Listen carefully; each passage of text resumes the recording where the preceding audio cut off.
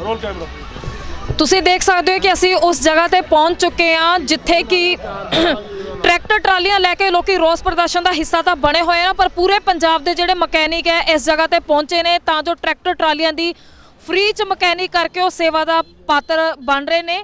ਜਿਵੇਂ ਕਿ tractor repairing free ਸੇਵਾ ਤੁਸੀਂ ਦੇਖ ਸਕਦੇ ਹੋ, ਇੱਥੇ ਬੈਨਰ ਲੱਗਿਆ ਹੋਇਆ ਹੈ। ਆਓ ਅਸੀਂ ਗੱਲਬਾਤ ਕਰਦੇ ਹਾਂ ਇਹਨਾਂ ਦੇ ਨਾਲ। ਸਤਿ ਸ਼੍ਰੀ ਅਕਾਲ ਜੀ। ਸਤਿ ਸ਼੍ਰੀ ਅਕਾਲ ਜੀ। ਕੀ ਨਾਮ ਹੈ ਤੁਹਾਡਾ? ਮੇਰਾ ਨਾਮ ਜੁਗਰਾਜ ਸਿੰਘ ਹੈ ਜੀ। ਕਿੱਥੋਂ ਆਏ ਹੋ ਤੁਸੀਂ? ਅਸੀਂ ਜਲੰਧਰ ਜ਼ਿਲ੍ਹਾ ਨਕੋਦਰ ਸ਼ਾਹਕੋਟ ਤਹਿਸੀਲ ਹੈ ਜੀ। ਜੀ ਬਿਲਕੁਲ, ਤੁਸੀਂ ਤਾਂ ਬਹੁਤ ਵਧੀਆ ਸੇਵਾ ਕਰ ਰਹੇ ਹੋ ਕਿ ਇੱਥੇ ਕਿਸੇ ਵੀ ਪਾਰਟ ਦੀ ਕੋਈ ਵੀ ਫ੍ਰੀ ਸਰਵਿਸ ਦੇ ਰਹੇ ਹੋ। ਸੋ ਤੁਹਾਨੂੰ ਕੀ ਲੱਗਦਾ ਹੈ ਕਿ ਇਹ ਜਿਹੜਾ ਪ੍ਰਦਰਸ਼ਨ ਹੈ ਕਿੰਨੇ ਟਾਈਮ ਤੱਕ ਰਹੇਗਾ? ਇਹ ਤਾਂ ਜੀ ਦੇਖੋ ਹੁਣ ਜਿੰਨਾ ਟਾਈਮ ਮੋਦੀ ਸਾਹਿਬ ਰੱਖਣਗੇ ਉਹਨਾਂ ਟਾਈਮ ਆਪਾਂ ਇੱਥੇ ਹੈਗੇ ਆ। ਹੁਣ ਸਾਰਾ ਪ੍ਰੋਗਰਾਮ ਘਰੋਂ ਕਰਕੇ ਆਏ ਆ, ਇਲੈਕਟ੍ਰੀਸ਼ਨ ਦਾ ਬੰਦੋਬਸਤ ਰਹਿਣ ਦਾ ਤੇ ਜਨਰੇਟਰ ਵਗੈਰਾ ਰੱਖਿਆ ਆਪਾਂ, ਇਨਵੈਟਰ ਵੀ ਸਾਰਾ ਕੁਝ ਕੋਲੇ ਹੀ ਆ। ਤੇ ਜੇ ਕਿਸੇ ਟਰੈਕਟਰ ਨੂੰ ਕੋਈ ਵੀ ਪ੍ਰੋਬਲਮ ਆਉਂਦੀ ਆ ਉਹਦੇ ਲਈ ਆਪਾਂ ਬੈਠੇ ਫ੍ਰੀ ਸੇਵਾ ਕਰਦੇ ਆ। ਤੇ ਜੇ ਕੋਈ ਬੰਦਾ ਕਾਫੀ ਮਾਤੜਾ ਤਾਂ ਉਹਦੇ ਲਈ ਕੋਈ ਸਪੇਅਰ ਪਾਰਟ ਦਾ ਸਮਾਨ ਵੀ ਆਪਾਂ ਆਪਣੇ ਕੋਲੋਂ ਹੀ ਪਾ ਦਈਦਾ, ਉਹਦੇ ਕੋਲ ਆਪਾਂ ਕੋਈ ਹੈਲਪ ਨਹੀਂ ਲਈ ਜੀ। ਬਿਲਕੁਲ, ਜਿਵੇਂ ਅਸੀਂ ਦੇਖ ਸਕਦੇ ਹਾਂ ਕਿ ਲੰਗਰ ਦੀ ਪ੍ਰਥਾ ਤਾਂ ਸ਼ੁਰੂ ਤੋਂ ਹੀ ਚੱਲਦੀ ਆ ਰਹੀ ਹੈ। ਲੰਗਰ ਦੀ ਸੇਵਾ ਤਾਂ ਅਸੀਂ ਹਰ ਇੱਕ ਜਗ੍ਹਾ ਤੇ ਦੇਖ ਸਕਦੇ ਹਾਂ, ਪਰ ਪਹਿਲੀ ਵਾਰ ਇਹ ਦੇਖਣ ਨੂੰ ਮਿਲਿਆ ਹੈ ਕਿ ਟਰੈਕਟਰ ਟਰਾਲੀਆਂ ਦੀ ਇੱਥੇ ਫ੍ਰੀ 'ਚ ਜਿਹੜੀ ਹੈ ਸੇਵਾ ਕੀਤੀ ਜਾ ਰਹੀ ਹੈ ਤਾਂ ਜੋ ਇੱਥੇ ਹਿੱਸੇਦਾਰੀ ਲੈ ਰਹੇ ਆਪਣੇ ਕਿਸਾਨ ਜਥੇਬੰਦੀਆਂ, ਸਿੱਖ ਜਥੇਬੰਦੀਆਂ ਨੂੰ ਉਹਨਾਂ ਦੇ ਕਿਸੇ ਵੀ ਵਹੀਕਲ ਨੂੰ ਲੈ ਕੇ ਕੋਈ ਪ੍ਰੋਬਲਮ ਨਾ ਹੋਵੇ। ਇਹਨਾਂ ਦਾ ਕਹਿਣਾ ਹੈ ਕਿ ਇਹ ਫ੍ਰੀ 'ਚ ਸੇਵਾ ਹੀ ਨਹੀਂ ਕਰਦੇ, ਈਵਨ ਜਿਹੜੇ ਪਾਰਟਸ ਉਹਨਾਂ ਨੂੰ ਜ਼ਰੂਰਤ ਹੈ, ਰਿਕੁਆਇਰਡ ਹੈ, ਉਹ ਵੀ ਇਹ ਫ੍ਰੀ 'ਚ ਪ੍ਰੋਵਾਈਡ ਕਰਵਾ ਰਹੇ ਨੇ। ਹੁਣ ਤੱਕ ਤੁਸੀਂ ਕਿੰਨੇ ਕੁ ਇੱਥੇ ਟਰੈਕਟਰ ਟਰਾਲੀਆਂ ਦੀ ਫ੍ਰੀ 'ਚ ਸਰਵਿਸ ਕੀਤੀ ਹੈ? ਵੀ ਹੁਣ ਤੱਕ ਤਾਂ ਅਣਗਿਣਤੀ ਹੈ, ਕਿਉਂਕਿ ਰੋਜ਼ ਗਿਣੀ ਦੇ ਨਹੀਂ, ਤਕਰੀਬਨ 7-8 ਟਰੈਕਟਰ ਡੇਲੀ ਦੇ ਆ ਜਾਂਦੇ ਆ। ਠੀਕ ਆ, ਕਿਸੇ ਦਾ ਕੰਮ ਘੱਟ ਹੁੰਦਾ, ਕਿਸੇ ਦਾ ਵੱਧ ਹੁੰਦਾ। ਬਸ ਸਾਰੀ ਦਿਹਾੜੀ ਲੰਘ ਜਾਂਦੀ, ਸ਼ਾਮਾਂ ਨੂੰ ਵੀ ਫ੍ਰੀ ਹੋਈਦਾ ਸੀ। ਤੁਹਾਡਾ ਪੰਜਾਬ ਵਿੱਚ ਇਹੀ ਕੀਤਾ ਹੈ ਜਿਹੜਾ ਮਤਲਬ ਕਿ ਤੁਸੀਂ ਟਰੈਕਟਰ ਟਰਾਲੀ ਸਪੇਅਰ ਪਾਰਟਿੰਗ ਦਾ ਫ੍ਰੀ 'ਚ ਉੱਥੇ ਮਤਲਬ ਕਿ ਤੁਸੀਂ ਤੁਹਾਡਾ ਤਾਂ ਪ੍ਰੋਫੈਸ਼ਨ ਹੈ ਇਹ, ਪਰ ਤੁਹਾਨੂੰ ਲੱਗਦਾ ਤੁਸੀਂ ਇੱਥੇ ਜਿਵੇਂ ਹਿੱਸੇਦਾਰੀ ਲਈ ਆ, ਫ੍ਰੀ 'ਚ ਸਰਵਿਸ ਪ੍ਰੋਵਾਈਡ ਕਰ ਰਹੇ, ਕਿਤੇ ਨਾ ਕਿਤੇ ਜਾ ਕੇ ਇਹ ਤੁਹਾਡੇ ਪ੍ਰੋਫੈਸ਼ਨ ਤੇ ਇਸ ਦਾ ਮਾੜਾ ਅਸਰ ਪੈ ਰਿਹਾ? ਨਹੀਂ ਮੈਡਮ, ਅਸੀਂ ਤਕਰੀਬਨ ਕਰਦੇ ਖੇਤੀਬਾੜੀ ਆ, ਕੋਈ ਸਾਡੀ ਉੱਥੇ ਕੋਈ ਵਰਕਸ਼ਾਪ ਨਹੀਂ ਹੈਗੀ। ਤੇ ਆਪਣੇ ਬ੍ਰਦਰ ਆ ਇਹ, ਠੀਕ ਆ, ਵੱਡਾ ਭਰਾ, ਇਹ ਹਾਲੈਂਡ ਏਜੰਸੀ ਦੇ ਵਿੱਚ ਫੋਰਮੈਨ ਆ। ਠੀਕ ਆ, ਤੇ ਭਰਾ ਤੌਰ ਤੇ ਆਪਣੇ ਨਾਲ ਸਪੈਸ਼ਲ ਇਹ ਸੇਵਾ ਕਰਾਉਣ ਇੱਥੇ ਆਇਆ, ਉੱਥੋਂ ਛੁੱਟੀ ਲੈ ਕੇ। ਠੀਕ ਹੈ, ਉੱਦਾਂ ਆਪਾਂ ਖੇਤੀਬਾੜੀ ਕਰਦੇ, ਆਪਣਾ ਕੋਈ ਇਹ ਵਰਕਸ਼ਾਪ ਦਾ ਕੰਮ ਨਹੀਂਗਾ। ਖੇਤੀ ਇੱਥੇ ਦਾ ਕਰਕੇ ਤਾਂ ਆਪਾਂ ਸਪੈਸ਼ਲ ਇੱਥੇ ਆਏ ਹੋਏ ਆ ਵੀ ਜੇ ਕਿਸੇ ਭਰਾ ਨੂੰ ਕਿਸੇ ਚੀਜ਼ ਦੀ ਲੋੜ ਆ, ਆਪਾਂ ਇੱਥੇ ਖੜੇ ਆ। ਪੰਜਾਬ ਤੋਂ ਲੈ ਕੇ ਇੱਥੇ ਤੱਕ ਜੇ ਹੈ ਨਾ ਕੋਈ ਵੀ ਕਿਸੇ ਟਰੈਕਟਰ ਨੂੰ ਸਮੱਸਿਆ ਪੈਂਦੀ ਆ, ਚਾਹੇ ਅੰਬਾਲੇ ਪੈਂਦੀ ਆ, ਚਾਹੇ ਰਾਜਪੁਰੇ ਪੈਂਦੀ ਆ, ਤਾਂ ਇਹ ਭਰਾ ਸਾਡੇ ਪਹੁੰਚਦੇ ਆ ਉੱਥੇ। ਇਹਨਾਂ ਨੂੰ ਇੱਕ ਫੋਨ ਕਰਨ ਦੀ ਲੋੜ ਆ ਤੇ ਉਸੇ ਵੇਲੇ ਪਹੁੰਚਦੇ ਆ।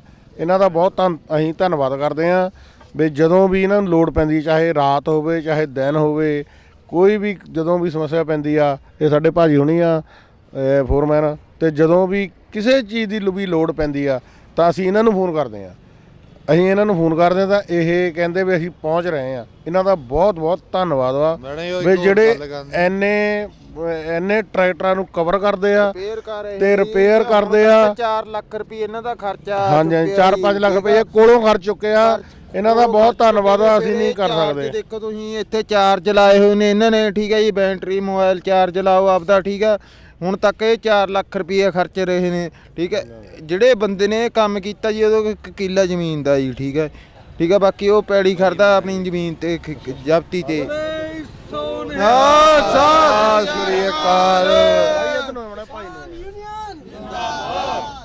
ਮੈਡਮ ਚਲੋ ਭਾਜੀ ਹੁਣੀ ਸਾਰੇ ਸੇਵਾ ਕਰਦੇ ਹੀ ਹੈ, ਸਾਡੇ ਭਾਈ ਹੁਣੀ ਚੱਲ ਸੇਵਾ ਕਰਦੇ, ਸਾਡੇ ਸਾਰੇ ਸਿੱਖ ਭਾਈ, ਹਿੰਦੂ ਆਪਣੇ ਹੋ ਗਏ, ਮੁਸਲਮਾਨ, ਉਹਨਾਂ ਨੇ ਵੀ ਬਹੁਤ ਸੇਵਾ ਕੀਤੀ ਹੈ।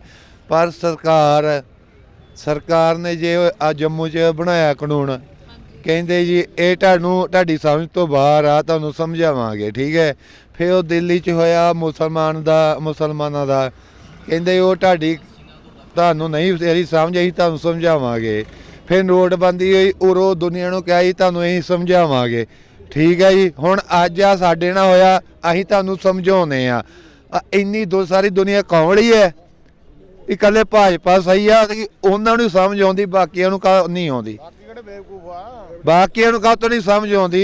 ਜੀ ਬਿਲਕੁਲ, ਅਸੀਂ ਜਿਵੇਂ ਦੇਖ ਸਕਦੇ ਹਾਂ ਕਿ ਇੱਥੇ ਧਰਮ ਦੇ ਨਾਮ ਤੇ ਵੀ ਸਰਕਾਰ ਕੋਈ ਵੀ ਇੱਥੇ ਦੰਗਾ ਫਸਾਦ ਨਹੀਂ ਕਰਵਾ ਸਕਦੀ, ਨਾ ਹੀ ਇਹ ਕਿਸੇ ਧਰਮ ਦਾ ਮੁੱਦਾ ਹੈ। ਇਹ ਸਿਰਫ ਇੱਕ ਕਿਸਾਨ ਦਾ ਮੁੱਦਾ ਹੈ। ਕਿਸਾਨ ਹਿੰਦੂ, ਮੁਸਲਿਮ, ਸਿੱਖ ਕੋਈ ਵੀ ਹੋ ਸਕਦਾ ਹੈ। ਹਾਂਜੀ, ਸਤਿ ਸ਼੍ਰੀ ਅਕਾਲ ਜੀ। ਸਤਿ ਸ਼੍ਰੀ ਅਕਾਲ ਜੀ। ਕਿੱਥੋਂ ਆਏ ਸਰ ਤੁਸੀਂ? ਜਲੰਧਰ ਤੋਂ ਮੈਡਮ। ਜਲੰਧਰ ਤੋਂ। ਤੁਸੀਂ ਹਾਲੈਂਡ ਤੋਂ ਵੀ ਵਾਪਸ ਪਰਤੇ ਹੋ? ਉੱਥੇ ਐਜ਼ ਅ ਫੋਰਮੈਨ ਤੁਸੀਂ ਕੰਮ ਕੀਤਾ? ਨਹੀਂ ਮੈਂ ਹਾਲੈਂਡ ਏਜੰਸੀ 'ਚ ਕੰਮ ਕਰਦਾ ਹਾਂ। ਏਜੰਸੀ 'ਚ ਕੰਮ ਕਰਦਾ? ਹਾਂਜੀ। ਓਕੇ, ਕਿੰਨਾ ਟਾਈਮ ਤੁਸੀਂ ਕੰਮ ਕੀਤਾ ਉੱਥੇ? 13 ਸਾਲ ਹੋ ਗਏ ਮੈਡਮ। 13 ਸਾਲ ਕੰਮ ਕੀਤਾ ਹੈ? ਉੱਥੇ ਹੀ ਮੈਡਮ। ਤੇ ਹੁਣ ਤੁਸੀਂ ਇੱਥੇ ਕਦੋਂ ਤੋਂ ਹਿੱਸੇਦਾਰੀ ਪਾਈ ਆਪਣੀ ਇਸ ਪ੍ਰਦਰਸ਼ਨ ਦੇ ਵਿੱਚ? 1 ਤਰੀਕ ਤੋਂ ਮੈਡਮ। 1 ਤਰੀਕ ਤੋਂ। ਹਾਂਜੀ ਕਿੰਨੇ ਕੁ ਟਰੈਕਟਰ ਤੁਸੀਂ ਸਰਵਿਸ ਕਰ ਦਿੱਤੇ ਨੇ? ਮੈਡਮ ਕੋਈ ਹਿਸਾਬ ਨਹੀਂ ਲਾਇਆ ਜੀ, ਕੋਈ ਹਿਸਾਬ ਨਹੀਂ ਹੈ। ਕੋਈ ਹਿਸਾਬ ਨਹੀਂ ਲਾਇਆ, ਆ ਹੀ ਜਾਂਦੇ ਰੋਜ਼ 8-9 ਆ ਹੀ ਜਾਂਦੇ ਰੋਜ਼। ਜੀ ਬਿਲਕੁਲ, ਮੈਡਮ ਅਸੀਂ ਬਹੁਤ ਧੰਨਵਾਦ ਕਰਦੇ ਹਾਂ ਤੁਹਾਡਾ ਇੱਥੇ। ਮੇਰੀ ਪੈਲੀ ਨਹੀਂ ਗੀ, ਠੀਕ ਹੈ। ਹਾਂਜੀ ਮੈਂ ਬਾਈਕ ਮੋਟਰਸਾਈਕਲ ਤੇ ਆਇਆ ਜੀ, ਜੀ ਬਿਲਕੁਲ। ਠੀਕ ਹੈ। ਮੈਂ ਜਲੰਧਰ ਜ਼ਿਲ੍ਹੇ ਤੋਂ ਆਇਆ, ਉੱਥੋਂ 44 ਕਿਲੋਮੀਟਰ ਦੂਰ। ਮੇਰੀ ਪੈਲੀ ਨਹੀਂ, ਮੇਰਾ ਫਰੈਂਡ ਨਾਲ ਆਇਆ, ਉਹਦੀ ਵੀ ਨਹੀਂ ਪੈਲੀ, ਠੀਕ ਹੈ ਜੀ। ਕੀ ਸਰਕਾਰਾਂ ਸਾਡੇ ਨਾਲ ਕਾਹਤੋਂ ਇੰਦਾ ਕਰਦੇ ਆ ਜੀ, ਠੀਕ ਹੈ। ਜੇ ਮੇਰੀ ਪੈਲੀ ਨਹੀਂ ਗਈ, ਠੀਕ ਹੈ ਜੀ ਭਾਈ, ਇੱਕ ਮਿੰਟ, ਮੇਰੀ ਪੈਲੀ ਨਹੀਂ ਗਈ ਹੈਗੀ, ਠੀਕ ਹੈ ਜੀ। ਹੁਣ ਕੱਲ ਨੂੰ ਜੇ ਇੱਦਾਂ ਕਰਨਗੇ, ਉਹ ਸੌਦਾ ਮਹਿੰਗਾ ਹੋਣਾ, ਹੁਣ ਤੁਸੀਂ ਅੱਜ ਲਾ ਲਓ, ਠੀਕ ਹੈ। 750 ਨੂੰ ਮੱਕੀ ਜਾਂਦੀ ਕੁਇੰਟਲ, ਤੇ ਅਬਾਨੀਆਂ ਦੇ ਸ਼ੋਰੂਮ ਚੋਂ 170 ਰੁਪਏ ਨੂੰ ਨਾ ਪੈਕਟ ਮਿਲਦਾ, ਠੀਕ ਹੈ ਜੀ। ਤੇ ਸਾਡੀਆਂ ਮੱਕੀਆਂ ਦਾ ਭਾਅ ਕਿੱਥੇ, ਕਣਕਾਂ ਦਾ ਭਾਅ ਕਿੱਥੇ ਹੈ ਜੀ? ਮੈਡਮ ਜੀ ਬਿਲਕੁਲ। 100 ਹੱਥ ਰੱਸਾ ਸਿਰੇ ਤੇ ਗੰਢ। ਜਿੱਦਣ ਜੇ ਕਿਸਾਨ ਡੁੱਬ ਗਿਆ ਆ ਤਾਂ ਸਾਰੇ ਡੁੱਬ ਗਏ। ਕਿਸੇ ਦੇ ਘਰ ਕੋਈ ਬੱਤੀ ਨਹੀਂ ਜਗਣੀ, ਕਿਸੇ ਦੇ ਘਰ ਕੋਈ ਨਹੀਂ। ਇਹੀ ਆ ਵੀ ਸਾਰੇ, ਅਸੀਂ ਤਾਂ ਇਹ ਸਾਰੇ ਕਹਿੰਦੇ ਵੀ ਕਿਸਾਨਾਂ ਦੇ ਨਾਲ ਸਾਰੇ ਰਲ ਕੇ ਤੁਰੋ। ਚਾਹੇ ਕੋਈ ਮੋਟਰਸਾਈਕਲ ਤੇ ਆਇਆ, ਇੱਕ ਬੰਦਾ ਜਲੰਧਰ ਤੋਂ ਆਇਆ ਵੀਲ ਚੇਅਰ ਤੇ, ਆਪਣੀ ਵੀਲ ਚੇਅਰ ਘੁਮਾ ਕੇ, ਹੈ ਨਾ, ਮੋਟਰਸਾਈਕਲ ਦੀ ਬਹੁਤ ਦੂਰ ਦੀ ਗੱਲ ਹੈ, ਇੱਕ ਵੀਲ ਚੇਅਰ ਤੇ ਆਇਆ ਜਲੰਧਰ ਤੋਂ ਇੱਥੇ, ਹੈ ਨਾ। ਉਹਲੇ ਵੀ ਬਹੁਤ ਉਹਨੂੰ ਪ੍ਰਣਾਮ ਆ ਸਾਡਾ ਜ਼ਿਮੀਂਦਾਰਾਂ ਦਾ, ਕਿਸਾਨ ਭਰਾਵਾਂ ਦਾ। ਉਹ ਉੱਥੋਂ ਆਇਆ। ਇੱਕ ਅੱਜ ਬਜ਼ੁਰਗ ਆਇਆ ਮੋਗੇ ਤੋਂ ਸਾਈਕਲ ਤੇ, ਉਹਦੀ ਜਿਹੜੀ ਥੋੜੀ ਸਿਹਤ ਵੀ ਭਾਰੀ ਸੀ, ਪਰ ਉਹ ਵੀ ਇੱਥੇ ਪਹੁੰਚਾ, ਹੈ ਨਾ। ਗੱਡੀਆਂ ਮੋਟਰਸਾਈਕਲ ਤਾਂ ਆਮ ਆ ਜਾਂਦੇ ਆ, ਪਰ ਸਾਡਾ ਜਿਹੜਾ ਅੰਦੋਲਨ ਆ ਇਹ ਭਾਈਚਾਰੇ ਦਾ ਆ, ਸਾਰੇ ਦਾ, ਸਾਰਿਆਂ ਦਾ ਇਕੱਠੇ ਹੋਣ ਦਾ ਇੱਕ ਆ ਇੱਕ, ਹੈ ਨਾ। ਕਿਉਂਕਿ ਅਸੀਂ ਆ ਤਦੇ ਨਾਰਾ ਲੱਗਦਾ ਵੀ ਕਿਸਾਨ ਮੌਜੂਦ ਏਕਾ ਜਿੰਦਾਬਾਦ, ਹੈ ਨਾ। ਜਿਵੇਂ ਇੱਕੋ ਹੀ ਆ। ਕਿਸਾਨ ਮਜ਼ਦੂਰ ਏਕਤਾ ਜਿੰਦਾਬਾਦ, ਕਿਸਾਨ ਮਜ਼ਦੂਰ ਏਕਤਾ ਜਿੰਦਾਬਾਦ।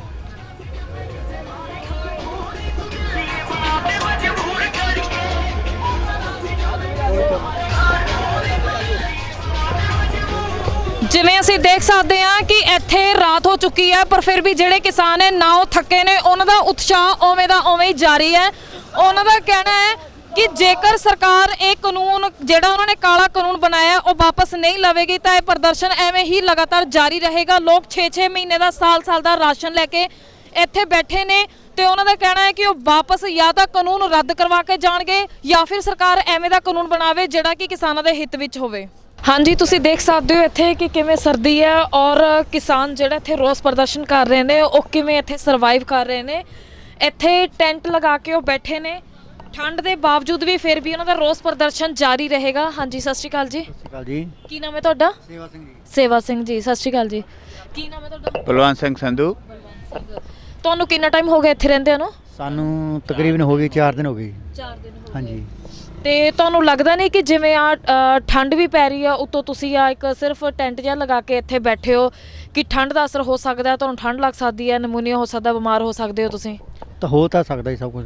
ਹੋ ਸਕਦਾ ਹੈ ਨਾ ਸਭ ਕੁਝ, ਫਿਰ ਵੀ ਤੁਸੀਂ ਇਹ ਪ੍ਰਦਰਸ਼ਨ ਆਪਣਾ ਜਾਰੀ ਰੱਖੋਗੇ? ਦੇਖੋ, ਆਪਣੇ ਹੱਕਾਂ ਦੀ ਲੜਾਈ ਦੀ ਜ਼ਿੰਦਗੀ 'ਚ ਜੇ ਅੱਜ ਨਹੀਂ ਮੰਗਾਂਗੇ ਤਾਂ ਕਦੋਂ ਮੰਗਾਂਗੇ? ਜਿਹੜਾ ਬੰਦਾ ਆਪਣੇ ਹੱਕ ਦੀ ਲੜਾਈ ਉਹ ਨਹੀਂ ਲੜ ਸਕਦਾ ਤਾਂ ਉਹ ਜ਼ਿੰਦਗੀ 'ਚ ਉਹਦੇ ਇਨਸਾਨੀਅਤ ਨਹੀਂ ਹੈਗੀ। ਇਹ ਕਿਸਾਨ ਅੰਦੋਲਨ ਹੈ, ਕਿਉਂਕਿ ਕਿਸਾਨ ਨਾਲ ਧੱਕਾ ਹੋ ਰਿਹਾ ਹੁਣ। ਅਸੀਂ ਕਿਸਾਨ ਦੇ ਨਾਲ ਖੜ੍ਹੇ ਹਾਂ, ਜਜ਼ਬਾਤ ਨੇ ਸਾਡੇ, ਠੀਕ ਹੈ। ਅੰਦਰੋਂ ਅਸੀਂ, ਸਾਨੂੰ ਭਾਵੇਂ ਕੋਰੇ 'ਤੇ ਸਵਾ ਲਓ, ਭਾਵੇਂ ਹਨੇਰੀ 'ਤੇ ਸਵਾ ਲਓ, ਅਸੀਂ ਇੱਥੇ ਹੀ ਡਟਾਂਗੇ। ਭਾਵੇਂ 1 ਮਹੀਨਾ ਲੱਗੇ, ਭਾਵੇਂ 2 ਮਹੀਨੇ ਲੱਗਣ, ਭਾਵੇਂ 3 ਮਹੀਨੇ, ਅਸੀਂ ਆਪਣਾ ਹੱਕ ਲੈ ਕੇ ਹੀ ਮੁੜਾਂਗੇ ਦਿੱਲੀ 'ਚੋਂ। ਜੀ ਬਿਲਕੁਲ। ਜਿਵੇਂ ਕੱਲ ਮੀਂਹ ਪਿਆ ਤੇ ਉਸ ਦੌਰਾਨ ਤੁਸੀਂ ਕਿਵੇਂ ਸਫ਼ਰ ਕੀਤਾ ਇੱਥੇ? ਅਸੀਂ ਆਪਣਾ ਟਰਾਲੀ 'ਚ ਇੰਤਜ਼ਾਮ ਕੀਤਾ ਹੋਇਆ। ਅਸੀਂ 30 ਮੈਂਬਰ ਆ, ਪਿੰਡ ਤੂਰਾ, ਜ਼ਿਲ੍ਹਾ ਫਤਿਹਗੜ੍ਹ ਸਾਹਿਬ ਤੋਂ ਆਏ ਹੋਏ ਆ। ਅਸੀਂ ਔਖੇ ਸੌਖੇ ਗੁਜ਼ਾਰਾ ਕਰ ਲਿਆ। ਕੁਛ ਮੈਂਬਰ ਉੱਤੇ ਸੌਂ ਗਏ, ਕੁਛ ਦੂਜਿਆਂ ਦੀਆਂ ਟਰਾਲੀਆਂ 'ਚ ਸੌਂ ਗਏ, ਇੱਕ ਦੂਜੇ ਨੂੰ ਸਪੋਰਟ ਕੀਤੀ। ਅਸੀਂ ਆਪਣਾ ਕੱਲ੍ਹ ਦਾ ਕੰਮ ਸਾਰਿਆ। ਜੀ ਬਿਲਕੁਲ। ਤੇ ਜੇਕਰ ਜਿਹੜਾ ਸਰਕਾਰ ਨੇ ਕਾਨੂੰਨ ਬਣਾਇਆ, ਜਿਹਨੂੰ ਤੁਸੀਂ ਕਾਲੇ ਕਾਨੂੰਨ ਦਾ ਨਾਮ ਦਿੱਤਾ ਹੈ, ਜੇਕਰ ਆਉਣ ਵਾਲੇ ਟਾਈਮ ਵਿੱਚ ਇਸ ਦਾ ਫੈਸਲਾ ਸਰਕਾਰ ਨੇ ਕਿਸਾਨਾਂ ਦੇ ਬਿਲਕੁਲ ਹੀ ਉਲਟ ਲੈ ਲਿਆ, ਉਸ ਤੋਂ ਬਾਅਦ ਤੁਸੀਂ ਕੀ ਕਰੋਗੇ ਫਿਰ? ਅਸੀਂ ਆਪਣਾ ਹੱਕ ਲੈ ਕੇ ਮੁੜਾਂਗੇ। ਤੁਹਾਨੂੰ ਪਹਿਲਾਂ ਹੀ ਦੱਸ ਚੁੱਕਿਆ, ਭਾਵੇਂ 1 ਮਹੀਨਾ ਲੱਗੇ, ਭਾਵੇਂ 2 ਮਹੀਨੇ ਲੱਗਣ, ਅਸੀਂ ਪੂਰਾ ਇੰਤਜ਼ਾਮ ਲੈ ਕੇ ਆਏ ਹੋਏ ਆ। ਅਸੀਂ ਇੱਥੇ ਹੀ ਰਵਾਂਗੇ, ਇੱਥੇ ਹੀ, ਜਦੋਂ ਤੱਕ ਸਰਕਾਰ ਕੋਈ ਫੈਸਲਾ ਨਹੀਂ ਦਿੰਦੀ ਸਾਡੇ ਹੱਕ ਵਿੱਚ, ਅਸੀਂ ਇੱਥੇ ਹੀ ਰਵਾਂਗੇ। ਜੇਕਰ ਸਰਕਾਰ ਨੇ ਐਲਾਨ ਕੀਤਾ ਕਿ ਤੁਸੀਂ ਆਪਣੇ ਘਰਾਂ ਨੂੰ ਵਾਪਸ ਚਲੇ ਜਾਓ, ਆਉਣ ਵਾਲੇ 1.5 ਮਹੀਨੇ ਦੇ ਅੰਦਰ ਸਰਕਾਰ ਜਿਹੜਾ ਕਿਸਾਨਾਂ ਦੇ ਹੱਕ ਵਿੱਚ ਫੈਸਲਾ ਲਵੇਗੀ, ਜੇਕਰ ਇਹ ਐਲਾਨ ਹੋ ਗਿਆ ਫਿਰ ਤੁਸੀਂ ਵਾਪਸ ਪਰਤ ਜਾਓਗੇ? ਬਿਲਕੁਲ ਨਹੀਂ ਜੀ, ਕਿਵੇਂ ਦੇ ਸਕਦੀ ਹੈ? ਉਹ ਪਹਿਲਾਂ ਹੀ ਨਹੀਂ, ਜਦੋਂ ਅਸੀਂ ਪਹਿਲਾਂ ਸ਼ਾਂਤੀਪੂਰਵਕ ਇੱਕ ਦੂਜੇ ਨੂੰ ਕਹਿ ਚੁੱਕਿਆ ਵੀ ਤੁਸੀਂ ਜੋ ਇਹ 'ਚ ਅਮੈਂਡਮੈਂਟ ਕਰਨਾ, ਸੰਸ਼ੋਧਨ ਕਰਨਾ ਹੈ ਕਰ ਸਕਦੇ ਹੋ, ਤੇ ਉਦੋਂ ਹੀ ਨਹੀਂ ਕੀਤਾ ਤਾਂ ਹੁਣ ਉਹ ਕਿਵੇਂ ਅਸੀਂ ਉਮੀਦ ਰੱਖ ਸਕਦੇ ਹਾਂ ਵੀ ਉਹ ਕਰ ਸਕਦੇ ਨੇ? ਅਸੀਂ ਡਟਾਂਗੇ ਜਦੋਂ ਤੱਕ ਸਾਨੂੰ ਲਿਖਤੀ ਰੂਪ ਨਹੀਂ ਦਿੰਦੇ। ਜਿਹੜੇ ਸਾਡੇ ਉੱਥੇ ਅੰਦੋਲਨ 'ਚ ਸੀਨੀਅਰ ਬੈਠੇ ਨੇ ਉਹਨਾਂ ਨੂੰ ਵਿਸ਼ਵਾਸਨ ਨਹੀਂ ਦਿੰਦੇ ਤੇ ਕੋਈ ਲਿਖਤੀ ਰੂਪ ਨਹੀਂ ਦਿੰਦੇ, ਅਸੀਂ ਨਹੀਂ ਜਾਵਾਂਗੇ। ਜੀ ਬਿਲਕੁਲ। ਕੀ ਤੁਹਾਨੂੰ ਨਹੀਂ ਲੱਗਦਾ ਜਿਵੇਂ ਤੁਸੀਂ ਇੱਥੇ ਰੋਸ ਪ੍ਰਦਰਸ਼ਨ ਕੀਤਾ ਹੋਇਆ ਦਿੱਲੀ ਦੇ ਵਿੱਚ, ਦਿੱਲੀ ਦੇ ਵੱਡੇ ਵੱਡੇ ਕਾਰੋਬਾਰੀਆਂ ਨੂੰ ਵੀ ਇਸ ਚੀਜ਼ ਦਾ ਵੱਡਾ ਇੰਪੈਕਟ ਪੈ ਰਿਹਾ, ਕੀ ਤੁਹਾਨੂੰ ਲੱਗਦਾ ਹੈ ਕਿ ਸਰਕਾਰ ਨੂੰ ਜਲਦੀ ਤੋਂ ਜਲਦੀ ਇਹ ਫੈਸਲਾ ਲੈਣਾ ਚਾਹੀਦਾ ਜਾਂ ਫਿਰ ਤੁਸੀਂ ਆਪਣੀ ਮਰਜ਼ੀ ਦੇ ਨਾਲ ਸਰਕਾਰ ਨੂੰ ਆਪਣਾ ਹਰ ਇੱਕ ਫੈਸਲਾ ਮਨਵਾ ਕੇ ਫਿਰ ਹੀ ਇੱਥੋਂ ਜਾਓਗੇ? ਨਹੀਂ, ਬਿਲਕੁਲ ਜੀ, ਅਸੀਂ ਆਪਣੇ ਧੱਕਾ ਕੋਈ ਨਹੀਂ ਕਰ ਰਹੇ, ਅਸੀਂ ਕਿਸੇ ਨੂੰ ਕੋਈ ਨੁਕਸਾਨ ਨਹੀਂ ਪਹੁੰਚਾ ਰਹੇ। ਇਹ ਸਰਕਾਰ ਦਾ ਫਰਜ਼ ਬਣਦਾ ਹੈ, ਠੀਕ ਹੈ ਜੀ। ਅੰਨਦਾਤਾ ਅੱਜ ਤੋਂ ਨਹੀਂ ਸਦੀਆਂ ਤੋਂ ਹੀ ਆ ਰਿਹਾ। ਇਹ ਸਰਕਾਰ ਨੂੰ ਚਾਹੀਦਾ ਹੀ ਫੈਸਲਾ ਲੈਣ ਤੋਂ ਪਹਿਲਾਂ ਵੀ ਉਹ ਕੀ ਕਾਨੂੰਨ ਬਣਾ ਰਹੀ ਹੈ, ਠੀਕ ਹੈ ਜੀ। ਉਦਯੋਗਪਤੀਆਂ ਦੇ ਪੱਖ ਵਿੱਚ ਉਹਨਾਂ ਇਹ ਕਿਸਾਨ ਪੱਖ ਨਹੀਂ, ਇਹ ਉਦਯੋਗਪਤੀ ਪੱਖ ਫੈਸਲਾ ਲਿਆ ਗਿਆ। ਕਿਸੇ ਵੀ ਤਰ੍ਹਾਂ ਨਾਲ ਆਣ ਕੇ ਬਹਿ ਕੇ ਮੁੱਦੇ ਤੇ ਬਹਿਸ ਕਰ ਸਕਦੀ ਹੈ ਸਰਕਾਰ ਵੀ। ਇਹ ਕਿਹੜਾ ਕਾਨੂੰਨ ਬਣਾਇਆ ਹੈ, ਕਿਵੇਂ ਬਣਾਇਆ ਹੈ? ਉਹ ਫਾਇਦੇ ਗਿਣਾਈ ਜਾਂਦੀ ਹੈ, ਫਾਇਦਾ ਗਿਣਾਉਣ ਦਾ ਦੱਸੇ ਵੀ ਫਾਇਦੇ ਗਿਣਾਉਂਦੀ ਕਿਵੇਂ ਆ? ਉਹ ਕੀ ਫਾਇਦੇ ਨੇ? ਕੋਈ ਫਾਇਦਾ ਹੈ ਹੀ ਨਹੀਂ। ਜੀ ਬਿਲਕੁਲ। ਕੀ ਤੁਹਾਨੂੰ ਨਹੀਂ ਮੇਰੀ ਗੱਲ ਸੁਣੋ, ਅੱਜ 3 ਲੱਖ ਦੇ ਕਰੀਬ ਇੱਥੇ ਕਿਸਾਨ ਬੈਠੇ ਨੇ, ਆਪਣੇ ਆਪਣੇ ਦਿਮਾਗ ਨੇ ਸਭ ਦੇ। ਜੇ ਕੋਈ ਫਾਇਦਾ ਹੋਏ ਤਾਂ ਇਹ ਕਿਉਂ ਸੌਣ ਥੱਲੇ? ਅਸੀਂ ਕਿਉਂ ਸੌਈਏ?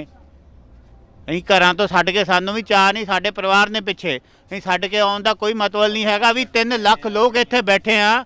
ਜੇ ਸਾਨੂੰ ਫਾਇਦਾ ਲੱਗੇ ਅਸੀਂ ਇੱਥੇ ਕਿਉਂ ਬੈਠੀਏ? ਘਰ ਨੂੰ ਚਲ ਜਾਈਏ, ਅਸੀਂ ਘਰ ਨੂੰ ਚਲੇ ਜਾਈਏ, ਆਪਣੇ ਆਪਣੇ ਘਰਾਂ 'ਚ ਬੈਠੀਏ। ਸਾਡੇ ਆਪਣੇ ਘਰ ਨੇ, ਪਰਿਵਾਰ ਨੇ। ਜੇ ਸਾਨੂੰ ਫਾਇਦਾ ਲੱਗੇ ਅਸੀਂ ਕਿਉਂ ਆਈਏ? ਜੀ ਬਿਲਕੁਲ। ਜਿਵੇਂ ਇਹਨਾਂ ਦਾ ਕਹਿਣਾ ਹੈ ਕਿ ਇਹਨਾਂ ਨੂੰ ਕੀ ਜ਼ਰੂਰਤ ਹੈ ਇੱਥੇ ਟੈਂਟਾਂ ਵਿੱਚ ਬੈਠ ਕੇ ਥੱਲੇ ਸੌਣ ਦੀ, ਜੇਕਰ ਸਰਕਾਰ ਇਹਨਾਂ ਦੇ ਹਿੱਤਾਂ ਦੇ ਵਿੱਚ ਫੈਸਲਾ ਲੈ ਲਵੇ ਤਾਂ ਇਹ ਵੀ ਆਪਣੇ ਘਰ ਪਰਤ ਕੇ ਆਰਾਮਦਾਇਕ ਜ਼ਿੰਦਗੀ ਬਤੀਤ ਕਰ ਸਕਦੇ ਨੇ। ਪਰੰਤੂ ਮੈਨੂੰ ਨਹੀਂ ਲੱਗਦਾ ਕਿ ਇੰਨੀ ਜਲਦੀ ਕੋਈ ਡਿਸੀਜਨ ਆਵੇਗਾ, ਲੇਕਿਨ ਇਹ ਲੋਕ ਵੀ ਆਪਣੀ ਜਿੱਦ ਤੇ ਅੜੇ ਹੋਏ ਨੇ। ਇਹਨਾਂ ਦਾ ਕਹਿਣਾ ਹੈ ਕਿ ਜਦੋਂ ਤੱਕ ਸਰਕਾਰ ਕੋਈ ਫੈਸਲਾ ਨਹੀਂ ਲੈਂਦੀ ਉਦੋਂ ਤੱਕ ਇਹ ਇੱਥੇ ਹੀ ਰਹਿਣਗੇ। ਮੀਂਹ ਹਨੇਰੀ ਤੂਫਾਨ ਚਾਹੇ ਕੋਈ ਵੀ ਨੈਚੁਰਲ ਡਿਜ਼ਾਸਟਰ ਹੋਵੇ, ਬਟ ਇਹਨਾਂ ਦਾ ਰੋਸ ਪ੍ਰਦਰਸ਼ਨ ਐਵੇਂ ਹੀ ਜਾਰੀ ਰਹੇਗਾ। ਹਾਂਜੀ, ਤੁਸੀਂ ਵੇਖ ਸਕਦੇ ਹੋ ਕਿ ਜਿਵੇਂ ਕੁੰਡਲੀ ਬਾਰਡਰ ਦੇ ਉੱਤੇ ਕਿਸਾਨਾਂ ਦਾ ਪ੍ਰੋਟੈਸਟ ਹੈ ਜਿਹੜਾ ਇਸ ਕਦਰ ਤੱਕ ਅੱਗੇ ਵੱਧ ਚੁੱਕਿਆ ਹੋਇਆ ਕਿ ਇਹਨਾਂ ਨੇ ਭੁੱਖ ਹੜਤਾਲ ਜਿਹੜੀ ਹੈ ਸ਼ੁਰੂ ਕਰ ਦਿੱਤੀ ਹੋਈ ਹੈ। ਸੋ ਇਹ ਹੁਣ ਹੰਗਰ ਸਟ੍ਰਾਈਕ ਤੇ ਆ ਚੁੱਕੇ ਨੇ। ਇਹਨਾਂ ਦਾ ਕਹਿਣਾ ਇਹ ਹੈ ਕਿ ਇਹ ਕੁਝ ਵੀ ਨਹੀਂ ਖਾਣ ਪੀਣਗੇ ਜਦੋਂ ਤੱਕ ਸਰਕਾਰ ਕੋਈ ਨਾ ਕੋਈ ਫੈਸਲਾ ਨਹੀਂ ਲੈਂਦੀ ਹੈ। ਆਓ ਅਸੀਂ ਇਹਨਾਂ ਨਾਲ ਗੱਲਬਾਤ ਕਰਦੇ ਹਾਂ। ਹਾਂਜੀ, ਸਤਿ ਸ਼੍ਰੀ ਅਕਾਲ ਜੀ। ਸਤਿ ਸ਼੍ਰੀ ਅਕਾਲ ਜੀ। ਹਾਂਜੀ, ਕੀ ਨਾਮ ਹੈ ਤੁਹਾਡਾ? ਮੇਰਾ ਨਾਮ ਅਰਸ਼ ਹੈ ਜੀ, ਪਿੰਡ ਉਮਰੀਆਣਾ ਵਾ, ਜ਼ਿਲ੍ਹਾ ਮੋਗਾ ਵਾ, ਪੰਜਾਬ ਤੋਂ ਮੈਂ ਆਇਆ ਵਾਂ। ਜੀ ਬਿਲਕੁਲ। ਤੁਸੀਂ ਕਿੰਨੇ ਟਾਈਮ ਤੇ ਭੁੱਖ ਹੜਤਾਲ ਤੇ ਹੋ? ਜਿਹੜਾ ਮੈਂ ਪ੍ਰੋਟੈਸਟ ਤਾਂ 25 ਨਵੰਬਰ ਦਾ 5 ਨਵੰਬਰ ਦਾ ਕਰ ਰਿਹਾ ਵਾਂ, ਮੁੜ ਕੇ 26 ਨਵੰਬਰ ਨੂੰ ਮੈਂ ਇੱਥੇ 27 ਨੂੰ ਆ ਗਿਆ ਸੀਗਾ। ਉਸ ਤੋਂ ਬਾਅਦ 10 ਦਿਨ ਫਿਰ ਪ੍ਰੋਟੈਸਟ ਦਾ ਤਰੀਕਾ ਹੋ ਸੀਗਾ, ਪਰ ਜਿਹੜੀ ਭੁੱਖ ਹੜਤਾਲ ਆ ਉਹ 3 ਦਿਨ ਹੋ ਗਏ ਲਗਾਤਾਰ ਕਰਦੇ। ਜੀ ਬਿਲਕੁਲ। ਤੁਸੀਂ ਦੇਖ ਸਕਦੇ ਹੋ ਕਿ ਪਿਛਲੇ 3 ਦਿਨ ਤੋਂ ਇਹ ਭੁੱਖ ਹੜਤਾਲ ਤੇ ਨੇ। ਇਹਨਾਂ ਦਾ ਜਿਹੜਾ ਰੋਸ ਹੈ, ਇਹਨਾਂ ਦੇ ਅੰਦਰ ਜ਼ਹਿਨ 'ਚ ਇੰਨਾ ਜ਼ਿਆਦਾ ਗੁੱਸਾ ਭਰਿਆ ਹੋਇਆ ਹੈ। ਇਹਨਾਂ ਦਾ ਕਹਿਣਾ ਹੈ ਕਿ ਅਸੀਂ ਕੁਝ ਵੀ ਨਹੀਂ ਖਾਣਾ ਪੀਣਾ ਜਦੋਂ ਤੱਕ ਸਰਕਾਰ ਕੋਈ ਨਾ ਕੋਈ ਫੈਸਲਾ ਨਹੀਂ ਲੈਂਦੀ ਹੈ। ਇੱਕ ਕਾਰਨ ਭੁੱਖੇ ਬੈਠਣ ਦਾ ਇਹ ਵੀ ਆ ਨਾ, ਕਿਉਂਕਿ ਅੱਜ ਮੈਂ ਇਕੱਲਾ ਭੁੱਖਾ ਬੈਠਾ ਵਾਂ। ਮੈਂ ਨਹੀਂ ਚਾਹੁੰਦਾ ਕੱਲ ਨੂੰ ਮੇਰਾ ਸਾਰਾ ਦੇਸ਼ ਭੁੱਖਾ ਬੈਠੇ। ਜੇ ਕਿਸਾਨਾਂ ਦੇ ਹੱਕ ਮਾਰੇ ਜਾਂਦੇ ਆ ਨਾ, ਫਿਰ ਦੇਸ਼ ਵੀ ਸਾਰਾ ਭੁੱਖਾ ਬਣਨ ਤੇ ਆ ਜਾਊਗਾ।